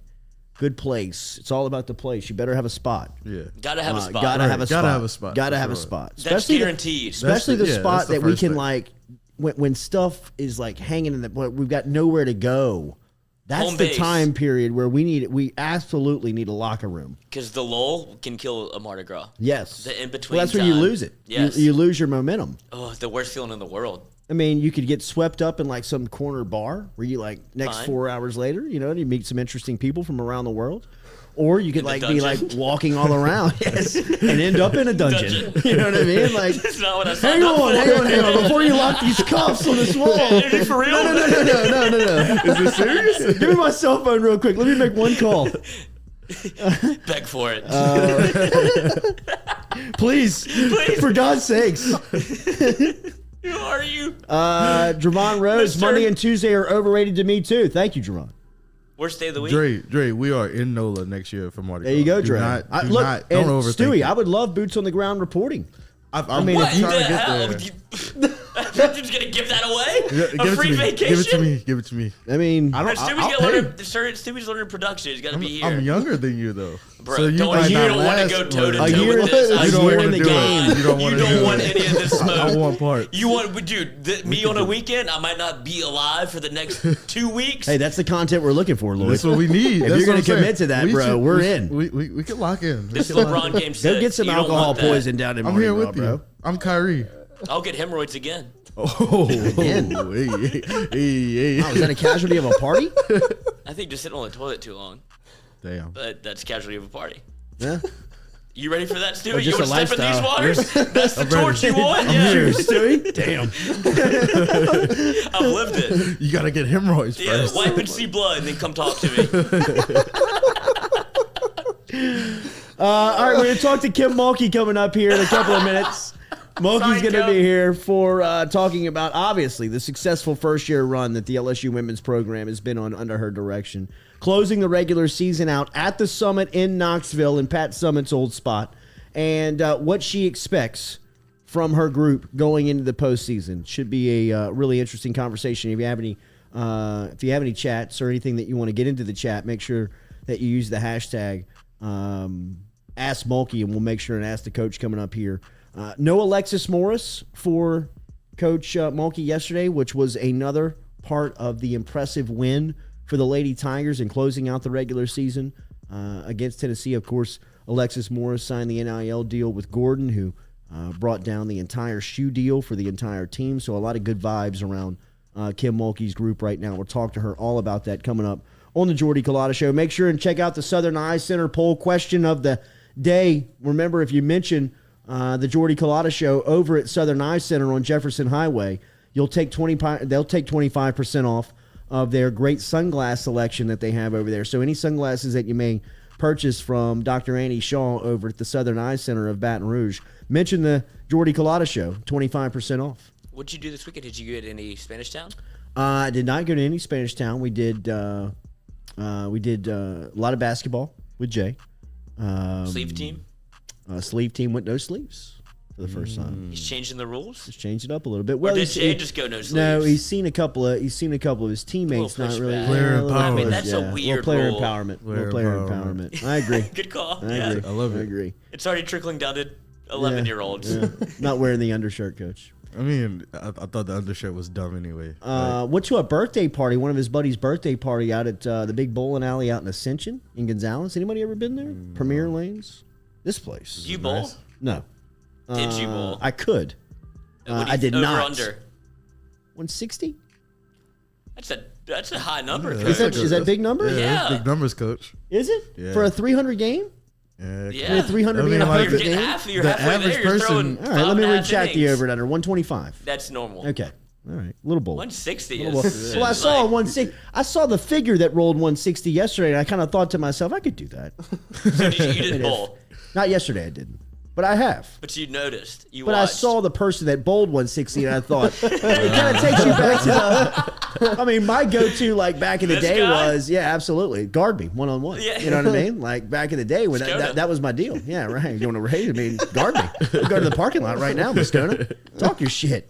Offensive lineman, bro. You Looks like couldn't you're throwing guard me in a phone booth. Looks like you're throwing a sponge. You know what I mean? But he knew it. Like he didn't want none of I'm that smoke. exposed. His comeback was, let's bench. Fuck your bench, bro. I think you, Get me in the open field. I'd be surprised if he outbenched you.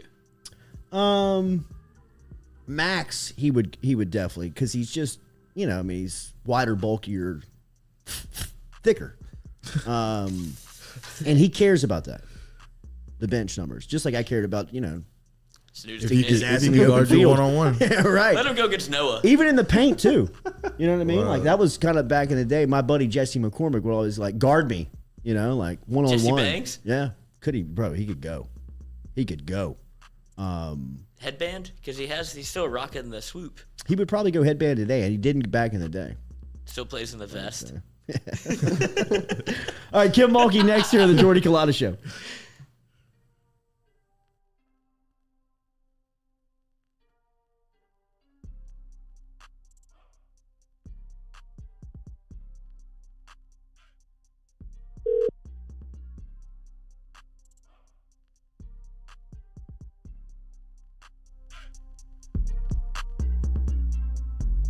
The Jordy Culotta Show is brought to you daily by Morales Roll-Offs. Morales Roll-Offs provides dumpster rentals for residential and commercial needs in Baton Rouge and surrounding areas. Morales has roll-off dumpsters ranging from 10 yards to 40 yards to accommodate all of your disposal needs. Search online, moralesrolloffs.com. The Jordy Culotta Show is brought to you by A-Bears Lawn Maintenance. Commercial or residential, A-Bears Lawn Maintenance is ready to work. A-Bears can tackle all your homeowners association requirements. Call Blake at 225-485-8022. A-Bears Lawn Maintenance.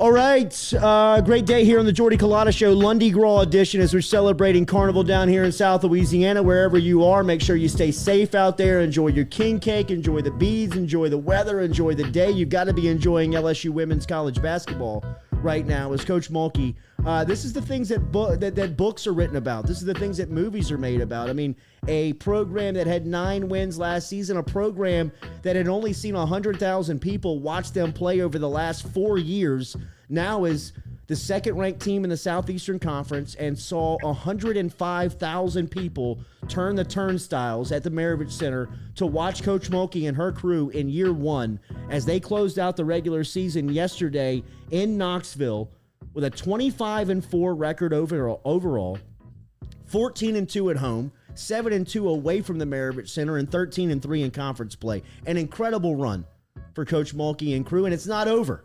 They're heading into the postseason right now as the number 2 SEC team and a top 16 team in the country. And we welcome in the Queen, Coach Mulkey, here on this Mardi Gras edition. Happy Mardi Gras. It's great to talk to you, Coach. Good morning.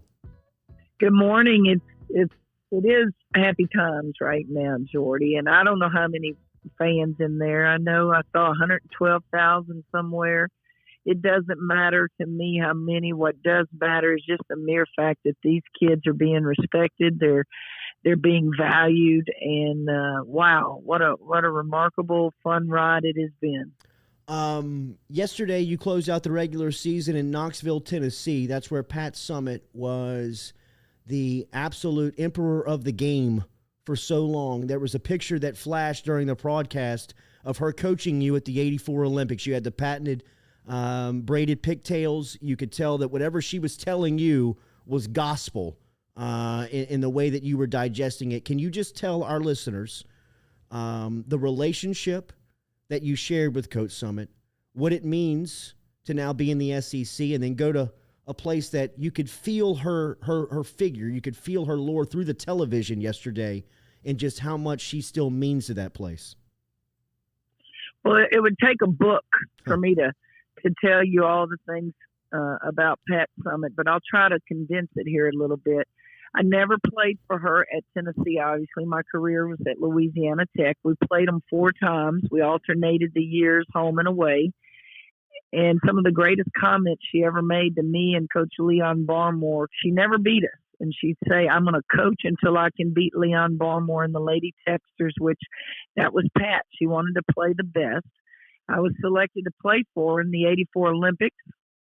And Pat, one day we were in Taipei, Taiwan, about 4 weeks prior to the '84 Olympics, which was held in Los Angeles. I woke up and couldn't walk. I had a stress fracture on the top of my foot.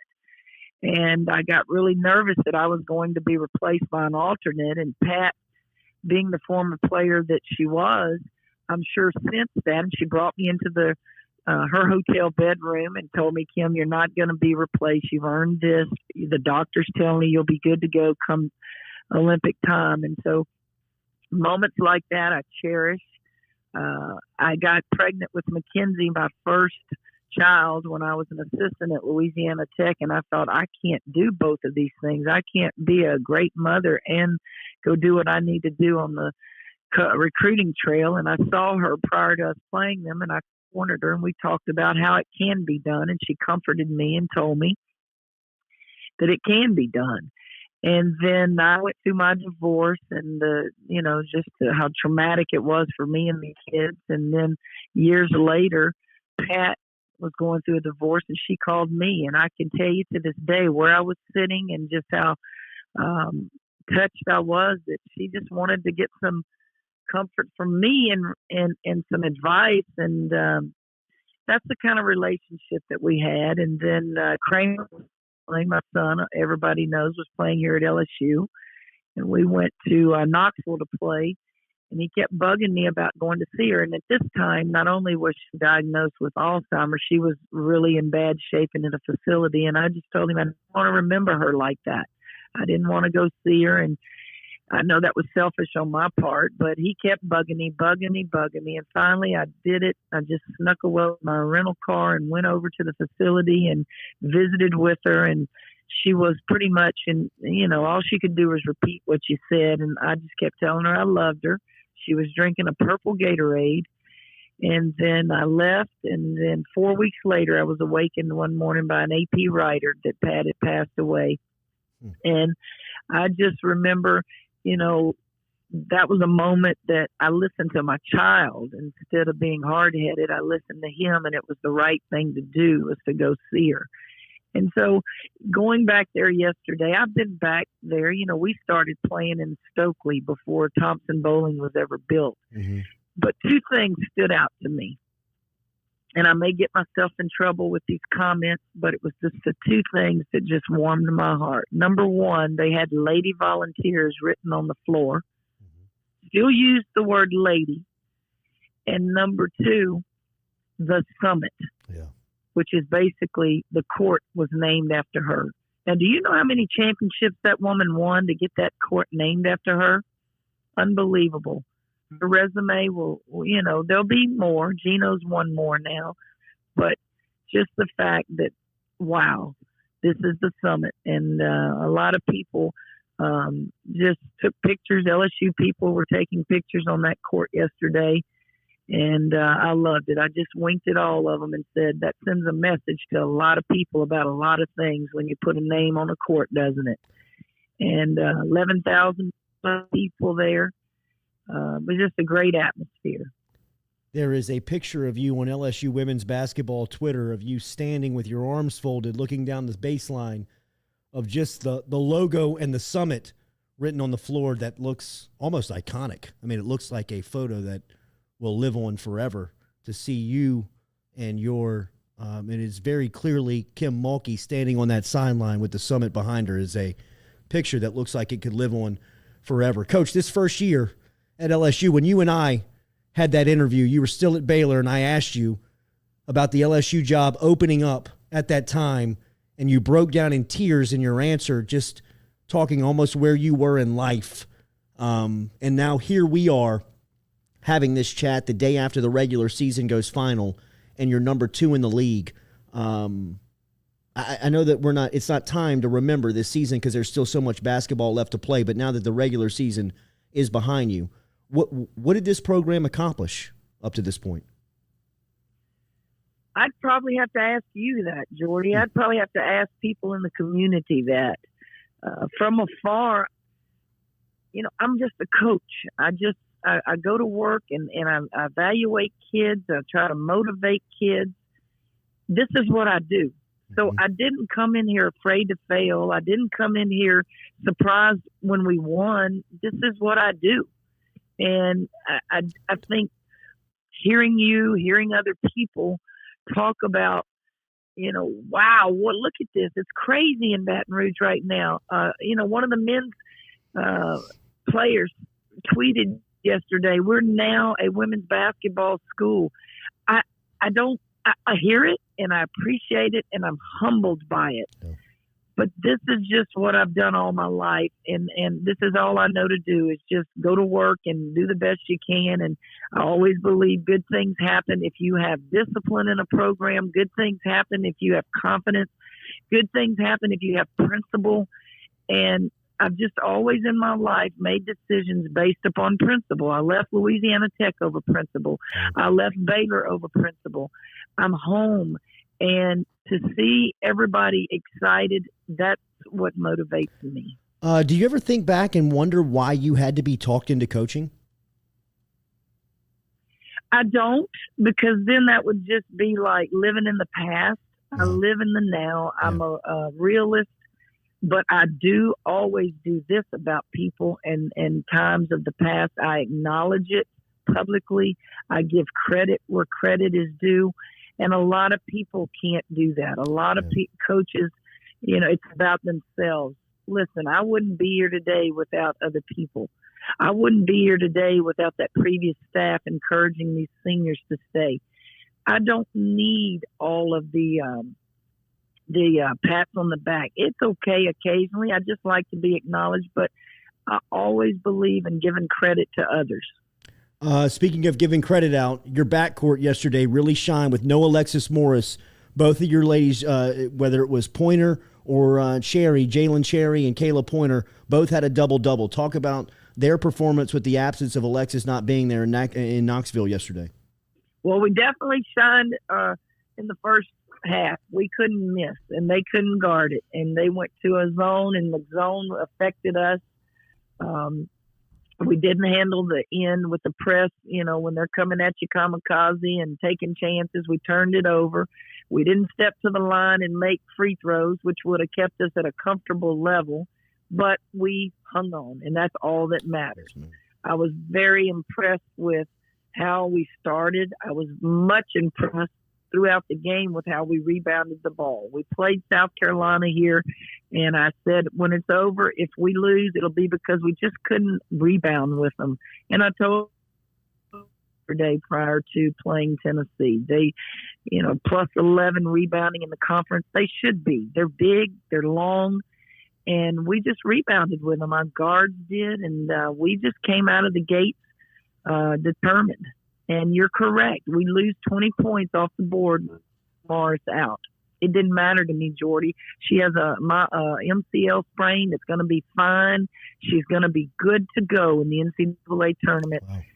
The game yesterday, while winning means a great deal, and we got the outright second seed, we weren't going to be denied a second place finish in this league, win or lose. So that game was meaningless.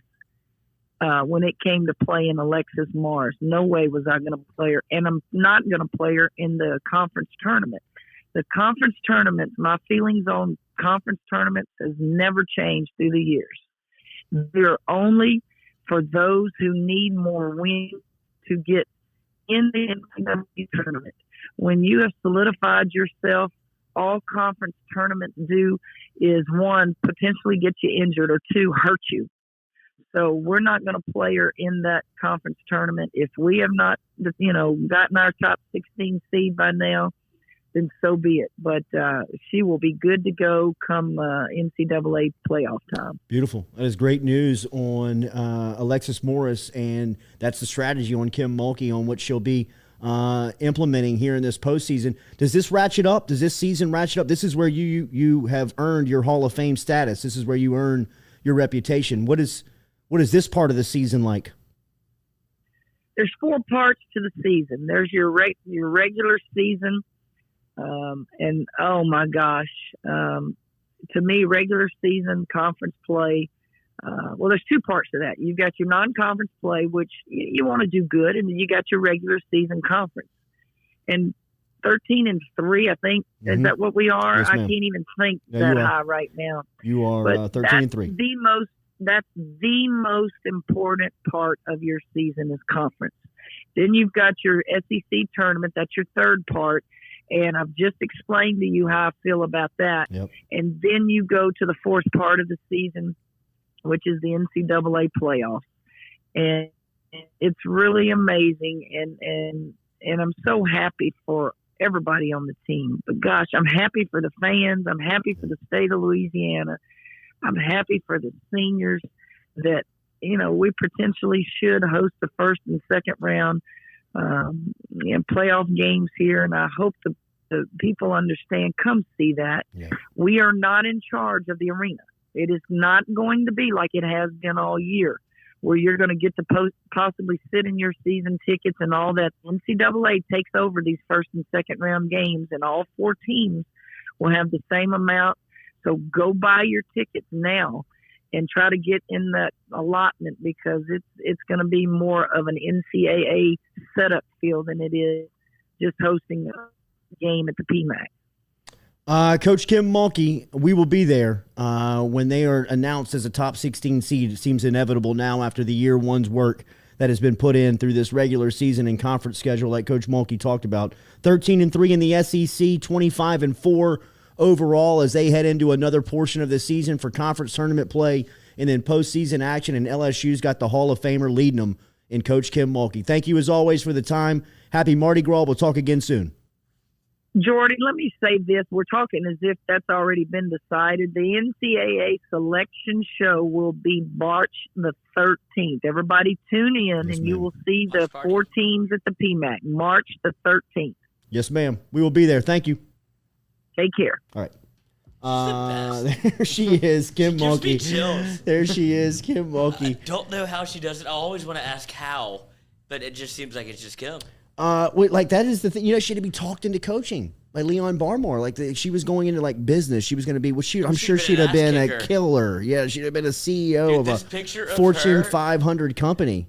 Did you see the one of her and Pat Summitt Saturday that they flashed from the Olympics? I mean, she's got the patented pigtail braids. But I'm just saying, look, floor general, dude. Like, whoever she's talking to, you get your ass kicked. I was watching highlights from when she was at Tech, because they have someone used to, it's like 3-minute montage. And there's this one play where she like takes a charge, and they call it, and she's just yelling. I mean, she's like 5'4", and so her teammates are like picking her up, and she's just yelling at everybody. It's amazing. I mean, have you seen her like throw a football or throw a baseball? I mean, the type of athlete that she is. I mean, people don't understand. She was the starting shortstop on the Tickfall All-Star teams growing up, like coming out of Hammond. And everybody would be so pissed off because she would be the best player on the team. She was not only was she better than, she was like legions better than the boys. I mean, it wasn't close to whether who was better or not. And I think that there's an image of her and Kramer throwing the baseball at the box on opening day. I mean, look at her form. I mean, she looks like Bregman. I mean, the way she like throws a baseball and finishes. I mean, she like holds the stance, holds the follow through. Kramer learned from her. No doubt about it. You know, he was a quarterback in high school. He was a standout quarterback. Yeah, he was a stud quarterback. I believe his dad was a backup quarterback at Louisiana Tech, though. I believe he was Terry Bradshaw, one of Bradshaw's backup. I mean, tough guy to get stuck behind. Right. Remember, GoFlow IV, GEAUX, flowiv.com. Skin, hair, beauty care. They can help you hydrate your skin to give it a more youthful glow. They can help you with chronic illness. They can help you with a hangover cure. If you were celebrating the carnival over the weekend, you were at Spanish Town Parade on Saturday down here in Baton Rouge, you're getting ready to celebrate Fat Tuesday tomorrow, get in touch with GoFlow, GoFlow IV and Spa, GEAUX, flowiv.com to get in touch with them. They can help you out. They also have a promo code over there. If you use the Jordy Culotta Show, you mentioned Jordy Culotta Show, they will take 15% off of your initial visit over there at GoFlow. Jefferson Highway. Look at the form on her. She flips the hips, squares the shoulder, follow through. She's giving him direction on how to play baseball. Yeah, definitely. She's coaching a Major League Baseball player. I mean, this is awesome. Tracking it, dude. No problem, dude. I mean, she'd have caught that thing with one hand. She'd have Odell'd that thing. Easy work. So get in touch with GoFlow. Kramer, why don't you put a little bit more on top and then hit me to here? Throw it like that. GEAUX, flowiv.com. GoFlowiv.com. She's awesome. Speaking of impressive, Did anybody see Steph Curry in the pregame on Oh Saturday? my gosh. Yes, that was ridiculous. That is the most impressive thing I think I've ever seen in basketball. Everybody was shitting on it on Twitter. They were like, "Of course he can do that. He's a professional basketball player." I was like, Oh, you yeah? kidding Line me? up 20 of 'em. Yeah. He's just you put a gun to your head, Squid Games. line He's doing 20 Squid of 'em. Games. he's shooting it, and then because most people will go like a little like form shot, and then they'll go free throw, mid range three, deeper. But he's going shoot here, take a step, shoot here, take a step. So to explain what Curry does, I don't think we can share this is 50 seconds. Okay. 50 seconds of Steph Curry. Mute the volume on it. And Good. he leads it off with a little bit of like a floater in the lane, then he hits a free throw, then he steps back, and he continues to take one step back all the way up to half court. Goes all the way back to half court. And when I tell you that he's making the shot, he's not hitting the rim. He doesn't draw iron on these shots. And as he's backing up, I'm like, all right, is he gonna like miss one or hit the, like you said, hit the rim or anything? And he backs all the way up to the logo, to the logo of the Golden State Warriors logo. He takes a step in from half court, and I'm telling you, he has not hit the rim yet. And then he begins to walk back towards the free throw line and continues to knock down. He hits 13 consecutive shots. You counted? Somebody on Twitter counted. Yeah. He hit 13 consecutive shots that he finishes off with a float, which is the toughest shot of all of them. It's the toughest shot of all of them. And he started with that one. And he knocks that one down by not hitting the rim as well. Hits 13 straight in 50 seconds, and he takes like just routine steps backwards and forwards as he catches and releases a basketball. It is the most impressive thing I have ever seen in a pregame type setup, whether it be dunking in the layup line or somebody shooting it from half court with consistency. I remember LeBron at a Boston Celtics arena, an empty Boston Celtics arena, bet his teammates in Cleveland that he couldn't football pass a basketball from the opposite baseline 94 feet into the rim. And he lets this thing go, and it is tracking the entire time on the rim and it splashes through the net. It was so impressive. Well, he throws and goes, "Show me my money." Well, he turns around almost like Steph did in the All-Star game. As soon as he let it go, he says, "Show me my money," as he's walking, and he's like shirtless. It's vintage LeBron. This is by far the most impressive thing I have ever seen a professional do in his trade in a warm-up type setting. Which what you want to see a professional do, right? It's like, oh my God, well, it's that good. They're that much better than us. Yes. Like anybody that's like, man, I could do that. No, you couldn't. And anybody that's banging on that on social media saying that, yeah, I mean, I guess he's a pro. There's not a pro on the planet that can do that. That can't do it on one try with knowing that. Look around that arena. Everybody's standing courtside with their phones up. Everybody's filming it. Everybody's watching it. And for him, like maybe Luka could do it. Maybe Klay Thompson could do it. But I'm saying it would be hard for me to believe that those cats could just grab the ball and on the first try with everybody watching, hit a teardrop runner, and then successfully take one step back to half court and hit shots backing up and moving forward and finish it off with another runner. It is the most single piece of impressive B-roll I have ever seen from a professional athlete in their industry in a warm-up type setting. It is amazing to see just how easy it is for him to do this. They got beat by Dallas in the game. Luka went off, had a great game, but Steph he's got to be the MVP of the league right now, huh? He should be, but right now they have Jokic as the leader again. No. Which I don't. I mean, not Lukic. Jokic is good, but in my opinion, it should be Steph. Joel Embiid's in there. Yeah. DeMar DeRozan. Which, by the way, Philly looks pretty good with Harden and Embiid. Did you see that he shot 27 free throws in their game yesterday? No, Embiid. Embiid wow. got the blueprint. Harden went 10 for 10 from the line. Embiid went 23 for 27 from the free throw line. Dude, they're a tough matchup. Yeah. He is a impossible matchup. Yeah, that's part of the reason. Like, since not all of them are going to be the greatest calls. There's probably some that were kind of gimme, but it's just because he's unguardable. Yeah. Like if your center comes out and tries to guard him on the 3-point line, he can't stay with him. Mark Cumbie, is Steph the best shooter in the NBA? He's Mark, the best shooter of all time. he's the best shooter in NBA history, buddy. Every three he makes this year is the record. Are you kidding me? He said that. Tell me who He you set think his is own better than record. him in the league this year. He's breaking his own records every Michael year. Jordan, every game. Anthony Archibald, Steph, he's the best shooter in the NBA history, Mark. I messed that up for us, Archibald. Sorry, buddy. Steph is the best shooter in NBA history, Mark. But it's amazing. But is Clay? I think Clay would be the argument. No, he's not better. Nobody's better.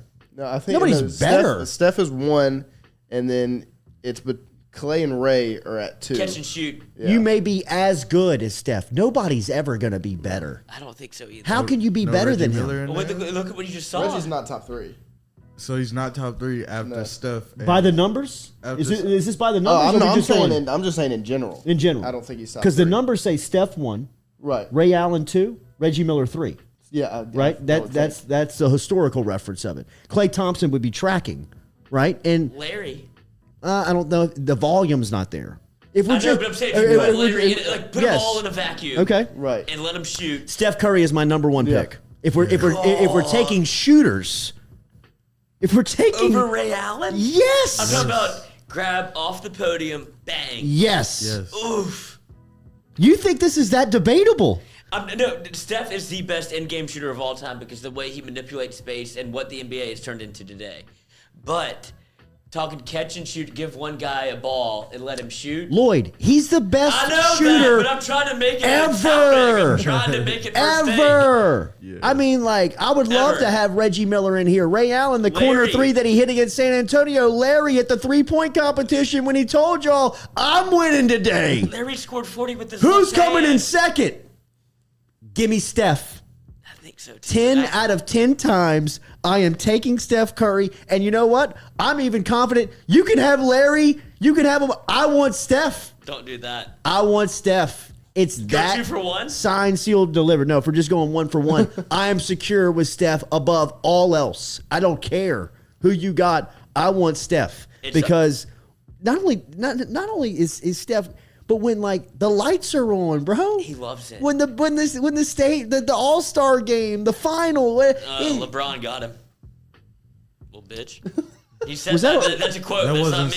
Steph. that wasn't Steph. That he blocked no, that from was not behind. Steph. Yes, That it was was. Iguodala. Dude, you don't. No. Yeah, he hits- I There was know one- this history. Curry talking went up like this, tried to do the fake, and then went up and then laid it up with the other one. LeBron blocked blocked it. Yeah, but the and block is Yeah, not the on block- Steph. No, that's the a block block is was- yeah, The block's yeah, Iguodala, it's- right? Yeah, it's the Iguodala. best Mike Green Iguodala. call of all time. It is. I'm talking about like Steph was under the basket Yeah. and he blocks him. Like the time has been called already. He's like, "Can you give me one?" He's like, "Absolutely fucking not." And LeBron was in like He was LeBron. seeing red. Yeah, He was and- seeing red. Yeah. But that's what I'm saying. But I mean, I've seen Steph put LeBron in the washing machine. Steph can put a lot of I've people seen in him the machine. spin him up, like Yeah. LeBron, kind of like Except LeBron for was Lester mine. Dellavedova Deli. on Deli. coffee. Joe Burrow's favorite basketball player. Grinder. Which makes me love Deli. Of course. If Burrow's in, I'm in. If Burrow's in, I'm in. I'm on in. anything. That might be anything. the only thing I'm out on with On Joe. Deli? Deli? I'm not a big Deli. Blasphemy. Stu, was- get the that hell was out a of here. dog. He was just annoying to me. Deli was a monster. Leave your key at the door, Stu. You're done. Microphone's muted. Sorry. All right, good show today. We appreciate you being here. Make sure and hit that like button, share button, comment button. Mic'd up 11 to 1 o'clock today, originating from the studio. Great job by the boys last night on the Sunday night show. Make sure you're liking and sharing that post, going back and watching it. Remember, daily, we're brought to you by Go Chevrolet. Check the boys out online at GEAUXChevrolet.com. Thank you very much to Jay Johnson, Kim Mulkey, and Will Wade. What's up? No, I'm just you're still pure shooting contest. Steph Curry. 3-point Steph contest. Curry. This dude's still over there Steph thinking Curry, about bro. I it. thought you'd be Larry. I mean, if you're If going Larry's sentimental in this vote, NBA, Steph. Steph. I think it's Steph too. But damn, Larry's the best, like the most confident shooter maybe ever. I think Mike Breen's best call is his Oklahoma City 3 that he hits. The double bang. The double bang. Bang. Yeah. Bang. He's like, Steph Curry! I mean, he's like, bang, bang! But that the shot Cam Thomas hit dagger hit against the Knicks. Mike Breen was on the call. No, did he give him a bang? He didn't get a bang. He got Okay. puts it in. All right, that's good. That's okay. Puts it in. Just a rookie. Yeah. Just Dude. a rookie. Takes time to get to the bangs. I remember, but there's sometimes Mike Breen misses the bang, and I can't critique Mike Breen, but could you imagine having him on your call every game if you're a Knicks fan? Like, how spoiled can you be to have Mike Yeah, Breen he's the voice of the Knicks. Yes. Yeah. And when he's on the NBA It's like Marv Albert was the voice of the Knicks. They get them all, bro. The Knicks. Well, I mean, they live in the market. I know, but God, dude, he's such a treat. And so, who does the Westwood? Kevin Harlan? Yes. The best. Maybe the best. Kevin Harlan is the best play-by-play that ever. exists. Do you remember when the He cat did the, ran yeah, on he the did the field? cat. He did the And he put play-by-play. him in the red zone. Yeah, he's, he like, did. he's in the Verizon red zone. That's right. It's like, he worked a sponsor He in. did. He worked his sponsor in. Like, this That's guy right. is the best of That's all right. time at his job. He's got the voice too. Oh, He's kind of like TNT's second, which I always thought that he's gotten better than Albert over the last couple. You know, I mean, Marv Albert was kind of the voice of the a little NBA freaky for like Marvin MJ and Magic and them. I mean, he was kind of like the voice of that time. yeah.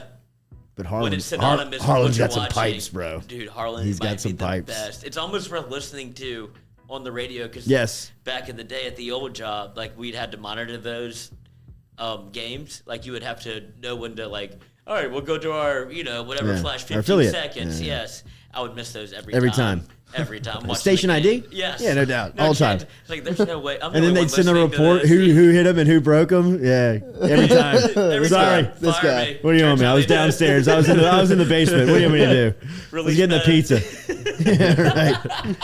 Right. But- Jeff Marcon, Gus Johnson, best play-by-play. He's great. He's good. He's no Kevin Harlan though. Kevin Harlan's the best. Gus Johnson's just more Yeah, he just. fun. But the thing Yeah. about Gus Johnson is that he gets incredible games. Yeah. I mean, it seems like every game he's on is coming down to the last possession.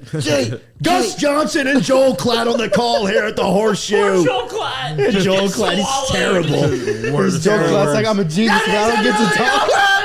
They got go! It's like, oh my God, dude, Gus.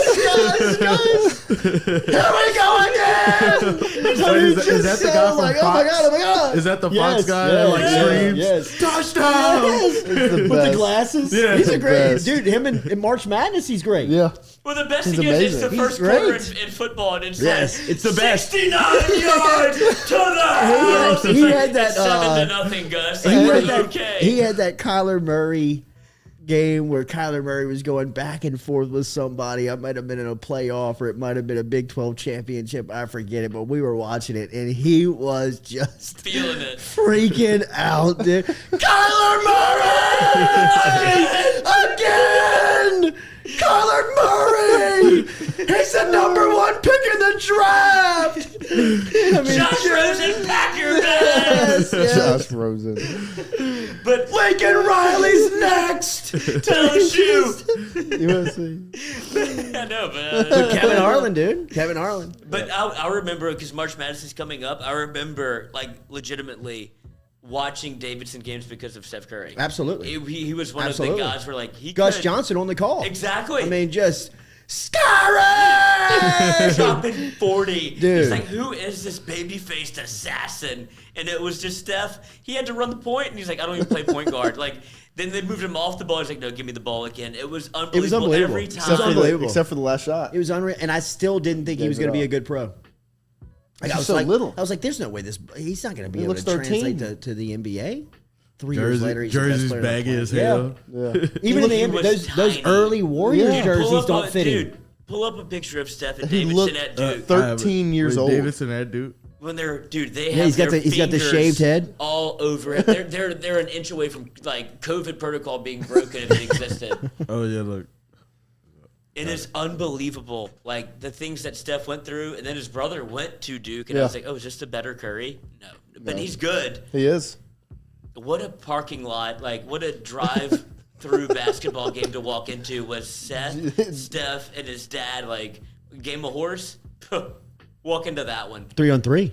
Oh, Dad just posts up in the corner. You got to guard these two athletes. I told the story about us. 12-0, playing. 12-0, 12-0, or big by the Currys. Sorry about that.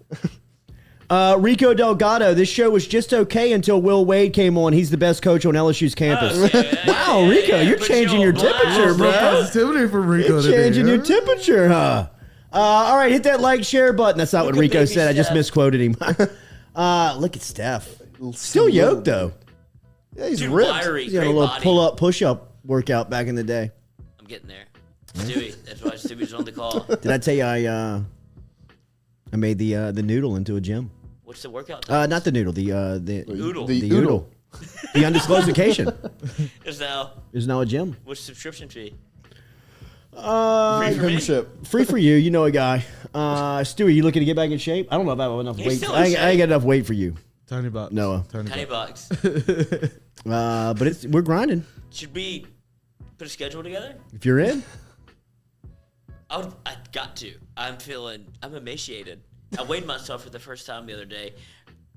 Undisclosed gym promised a free 6-week subscription if you got in the door. you talking to me? No. No. He's talking. About to He's say. A gym that's Whoa, undisclosed. whoa. It's not I've I've heard your Yeah. threats over the last days. I don't remember ever giving you a fucking gym membership, bro. Bro, still got a key. Yeah. Yeah.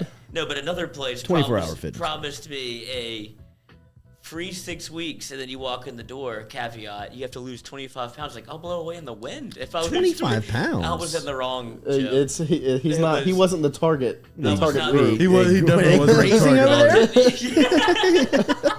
Cold sculpt? Good lord. Do sex? 25. Look, I got 25. I got 25. Oh, God, I have 25 to 25 to give. get rid of. Right. But, I'm in. Okay. What do we got? Bench press? We got a couple of things. We got a bench. We got some free weights. Olympic lifts? No Olympic lifts. Oh, you can turn the bench press into an Olympic lifter. I'm Watch wondering your what your back. routine is. Obviously. Lot of body weight stuff. Glory muscles. Absolutely. Beach workout. Getting the Man, cuts I'm back. so in. Yeah, getting the cuts in. back. I'm No, in get for that sure. test. Yeah. Slowly become a blob. You know what I mean? No cut, no definition. I've got no definition. It's terrifying. It's the worst. It's It the is. worst feeling in the world. It is. I'd rather be fat. Watch yourself. Yeah. Watch yourself. Have you ever been? I don't know if my body would allow me to be, Have you ever felt like? but yes, in your own shape. In my Yeah. mind. I've Yeah. been fat. It's Fat? I've been fat. What is Yes. the mittens?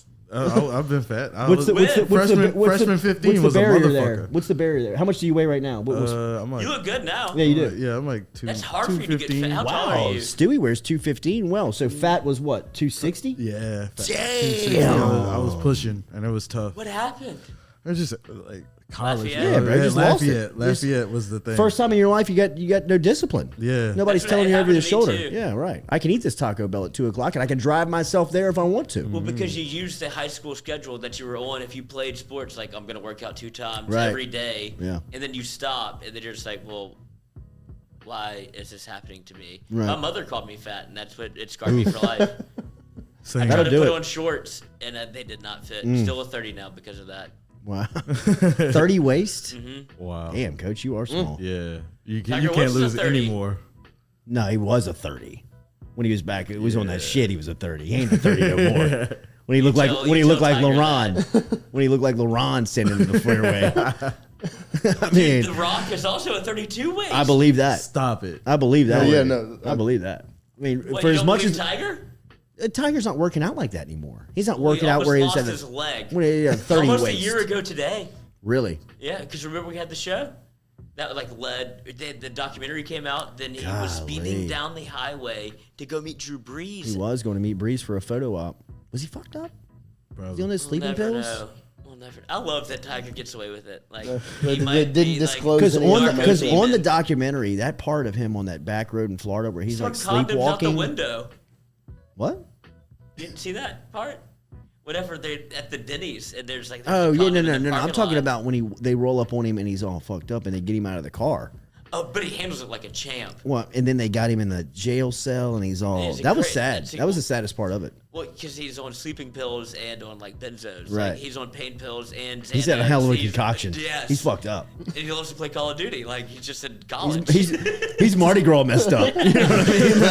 Like, Dude, I will give like Tiger credit. Like, not okay to do what he did, but the way he handles himself during that interview, he almost got away with it. Like, he is so not lucid, but his brain is so strong that he almost gets away with it. Like, he's wobbling, but he's answering all the questions. Like, damn, this man might be able to put it together for a second. And it's just a testament of Tiny Box. Just he compartmentalizes everything. Tiny Box. And it is unbelievable how like mentally strong he is. And I love Tiger to death. I love Tiger. Tiger's one of my all-time favorites. Because Phil's out of favor. But he ain't rocking 30 waist, bro. He is now. Well, No, he's not. bro. Okay. The fact that Today, the fact dude, that he's The Rock, rehabbing. He's been laying in a bed for Yeah, 7 he's months. probably not He's been rocking eating a 30. Doritos and. he's eating good, I'm sure, but like he's still not a Tiger 30 Woods. waist. He's never I had hear you, Doritos bro. But in he's his Tiger life. Woods at 50. Doritos. Tiger Woods at 50. He's I not. have toes. He's not Tiger Woods Put your at feet in that bag. Calm down, Larry Larry. Campbell. Cool Ranch. Larry Campbell was our first viewer last night on the show. Wow. Popped right in. Ron said you got to pay for that. Of course. Who is Larry? I don't know. Because every time I we feel do like we a know new him, though. live stream, I feel like we know him. Somebody knows him. I've asked my friends. It's not So- any of them. yeah, but they're not going gonna to tell you. No, they They would. didn't tell you. Because they think it's funny. That's another reason why they wouldn't tell you. So The Rock is a 30 waist. So what size shirt does he wear? I'd say a large. Oh, no, he's XL. He has XL. to be XL. Maybe double XL. So he's wearing a medium shorts. I and guess his XL shoulders, shirt. bro. I mean, That's what I'm saying. It's The just- biceps and the all of it. Hate that for him. Yeah, which he- part? Like the fact that he's bigger up top than at the bottom. He Bird just- legs? Would What you you call know it bird about legs? I don't think he has bird legs. I know his legs are probably like nice and defined, and like I'm sure he does Dude, legs, the but taper is the move. I just can't Saying get behind. The It's it. just the Rock has a waist. small He's just got penis? it's just got a little waist. I don't know. I don't have anything to do with this man's penis. He's just got a but- small. I think it's just a small waist. It's Yeah. That's just- the best look it's- you can yeah. have. Yeah. is the Dorito. You big want the ol' Dorito. You want to be shoulders to little waist. Pelvis. All right. Pizza. So we're getting it from the man who lives every day. Yeah, no. Is that Tiny Speaking Box. of what you feeling say you want to ourselves. look like? The Rock? Who do I?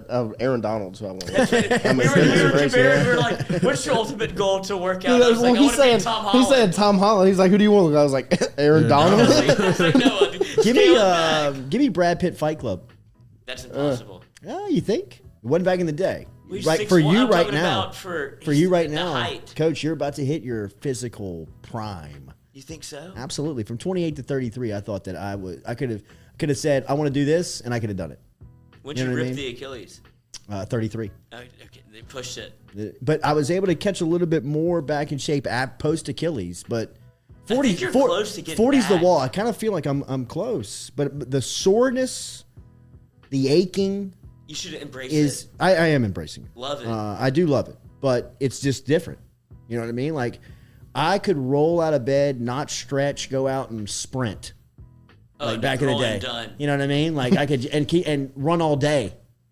Now it's just the aging process is real. Like I never believed in aging. You know what I mean? Like I was like, that'll never happen to me.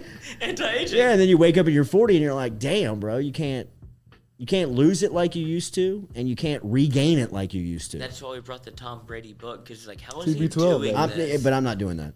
No, I'm not he's. doing that. It's not worth it. Noah with the yawns. It was early in the morning. A lot of yawns, bro. It It is was a early. late show last night. Yeah, late night. I love CJ McCollum. Oh, Did great. you see CJ McCollum's interview with ESPN postgame last night? He said, I'm enjoying my time in New Orleans. Happy to be there. They've accepted me with open arms. The food is tremendous. The people are great, and we're putting together a winning culture with Willie. I'm excited about the future and excited to be there. He's throwing an open message to. Larry Nance Jr. What? quote tweeted it and co-signed. No, I'm saying to Zion. Is he throwing it? Well, open, Zion. I did see Zion the got other day back where with he him. was asked the other day about Zion. He said, leave him alone. Yeah, he Right. said Zion got back Yeah, with it's him. He like, said, leave the fella young alone." fella That's alone. where I am now. Yeah. But I'm saying, do you think he's using like his public forum Definitely. to be like, hey, Yeah, I'm trying to absolutely. pitch? Come back, dude. Yeah, dude, Come dude, on, we're it's having cool fun. down here. It's a great city. You're not then going to win like it. New York, Zion. They'll eat you You can't alive. hide Right. there, man. You want to go hang out with your dad as your personal trainer? See how Madison Avenue likes that. Right. You know what I mean? Like, see how New York likes that. Hang in New Orleans, bro. We can kind of be off the radar a little bit. You're a superstar. You don't have to go to those markets to be a superstar. We're going to be good. Willie Green's got it moving. You really going to turn down that cash, bro? It really is the perfect spot for him. If you want to move in silence, like, dude, Zion, this is where you should be, is in New Orleans. And that's all the Pelicans are missing, is him. But the thing is, they're playing great. They beat the Suns the other night, who are the best team in the NBA. I know. They're on it, bro.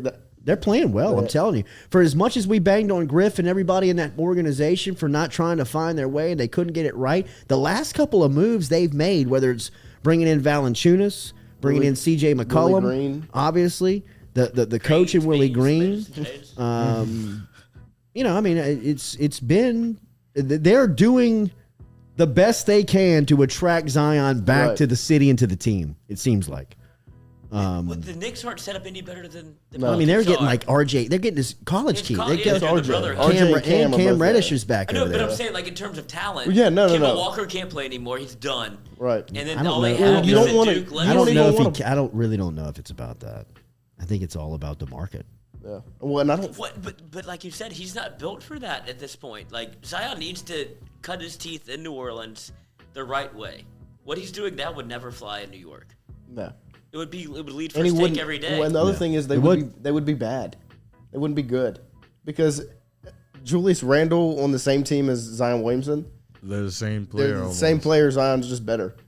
I mean, they can't. Neither of them can shoot. RJ really can't shoot either.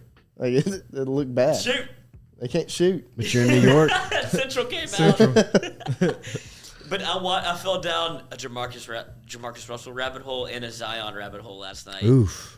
Jamarcus never had a chance. I know. But his If Uncle Ray doesn't die, he's good. It's when his Uncle Ray died, it was when it changed. That's in the DVD. What?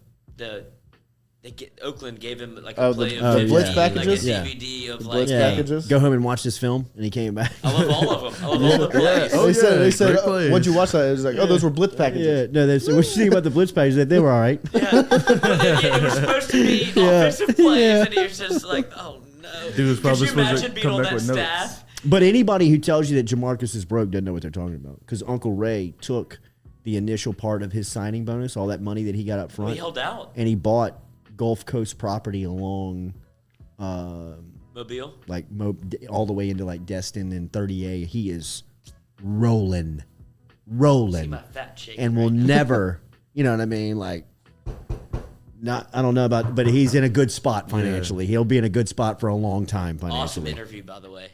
Yes, Unbelievable. yes, especially at this point. He's good. He He's just good, got man. fucked. He got fucked by Went to the wrong place, dude. At He the went wrong time. to the wrong spot How at the old was wrong Lane? time. 29. Head coach of the Oakland Raiders with Al Davis.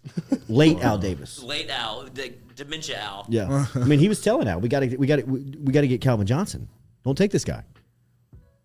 Take the quarterback. All right, Do you think that Sugar Bowl was the worst thing that could have happened to the him? worst. Because he wasn't even supposed to go early. Not that early. No, he wasn't supposed to leave.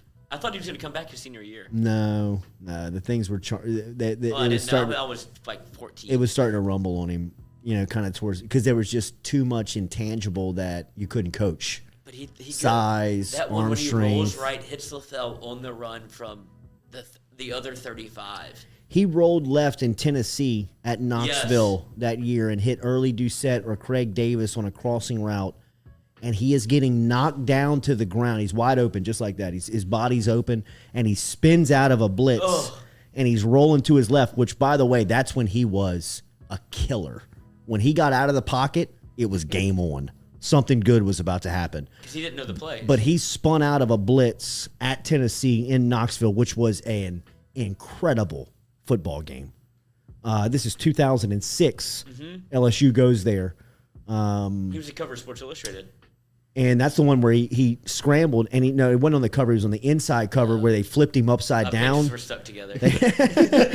They flipped him upside down, and he's completely head over feet, At the pylon. and he's on the pylon. Was on the inside cover, but on the first or second drive, he spins out of a blitz and goes to his left, and he's wide open, opens up, and he throws the ball kind of like going to his left like this, and I'm telling you, the ball goes 40 yards, and it never comes 8 feet off the ground. I mean, it looks like a friggin' bullet going at Craig Davis, and It catches him. It does. Davis, it almost like magnetizes to his body. I mean, it was.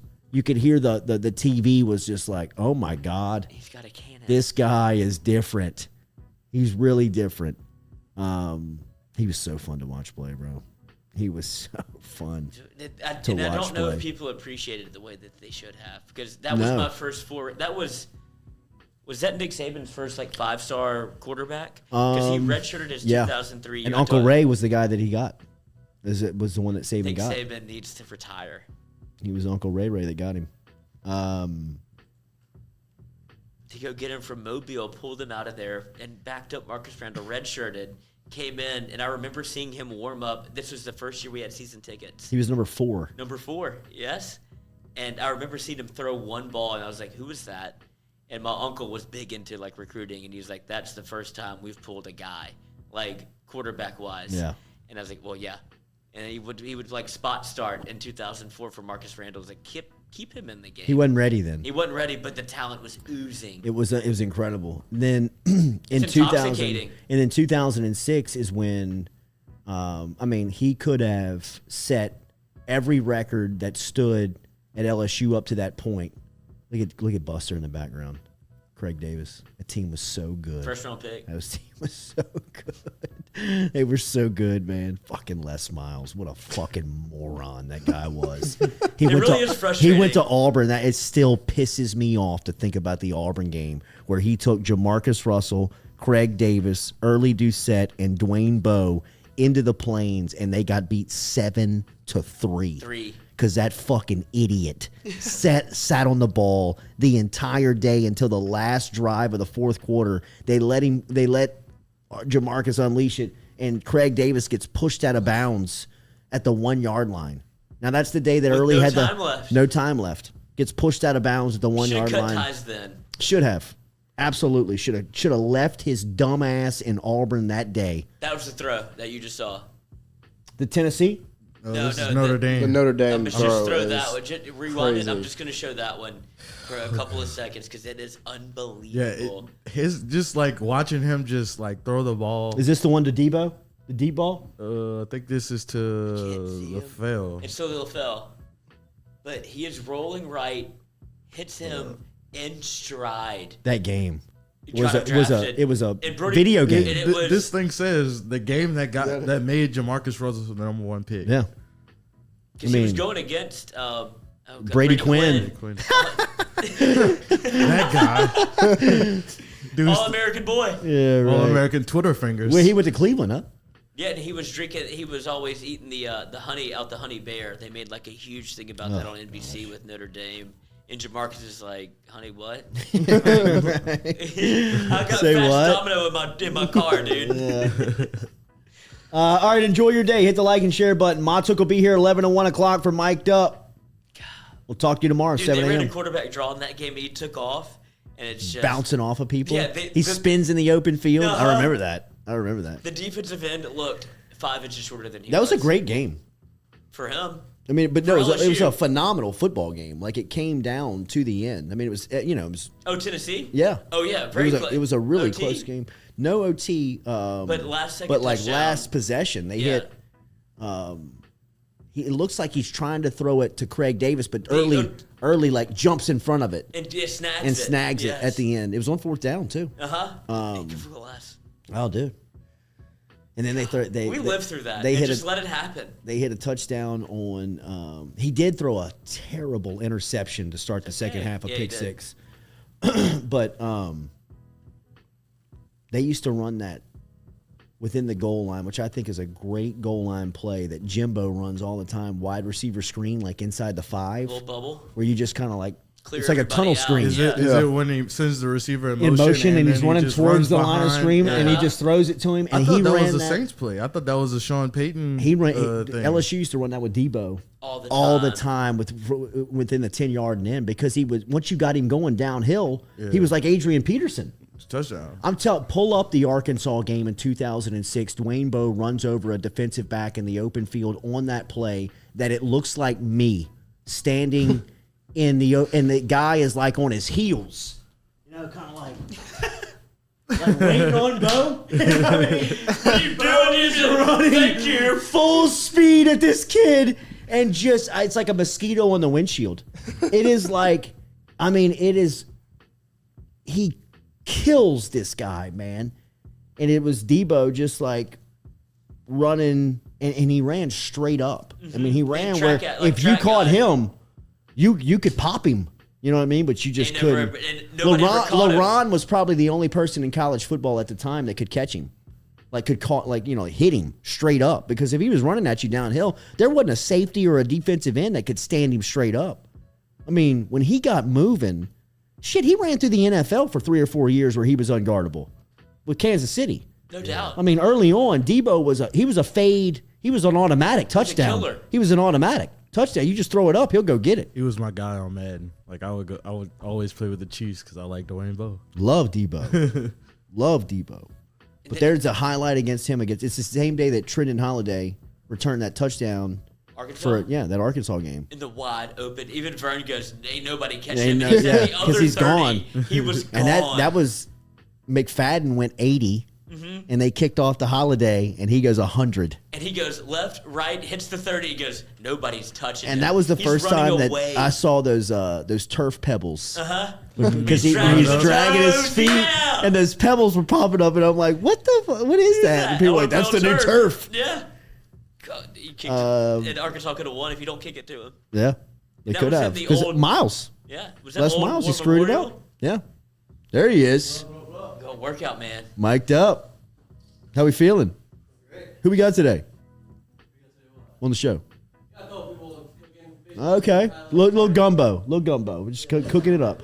Make sure 11 and 1 o'clock. Make sure and tune in. And don't forget every home LSU baseball game. Fred's on Fridays for Mic'd Up, bro. Another God, you're successful just watching old run. highlights over here, dude. I can't share these. These are awesome. Is this it? That's such It's a it great was that game. play. You saw it? The screen. There he goes, But they didn't even run Look. it. They didn't even run it in the goal Look. line. This was like from the 40-yard line. This is No, but that, No, he run it all over the field. And you know when he would run it the most is like if he needed a first down on like 3rd and 7, Just 3rd and it's 8. like gimme play. Yeah, like I mean that was it right there. You saw it? No, but I mean that was it that you just showed, but it didn't show him running over that kid, did it?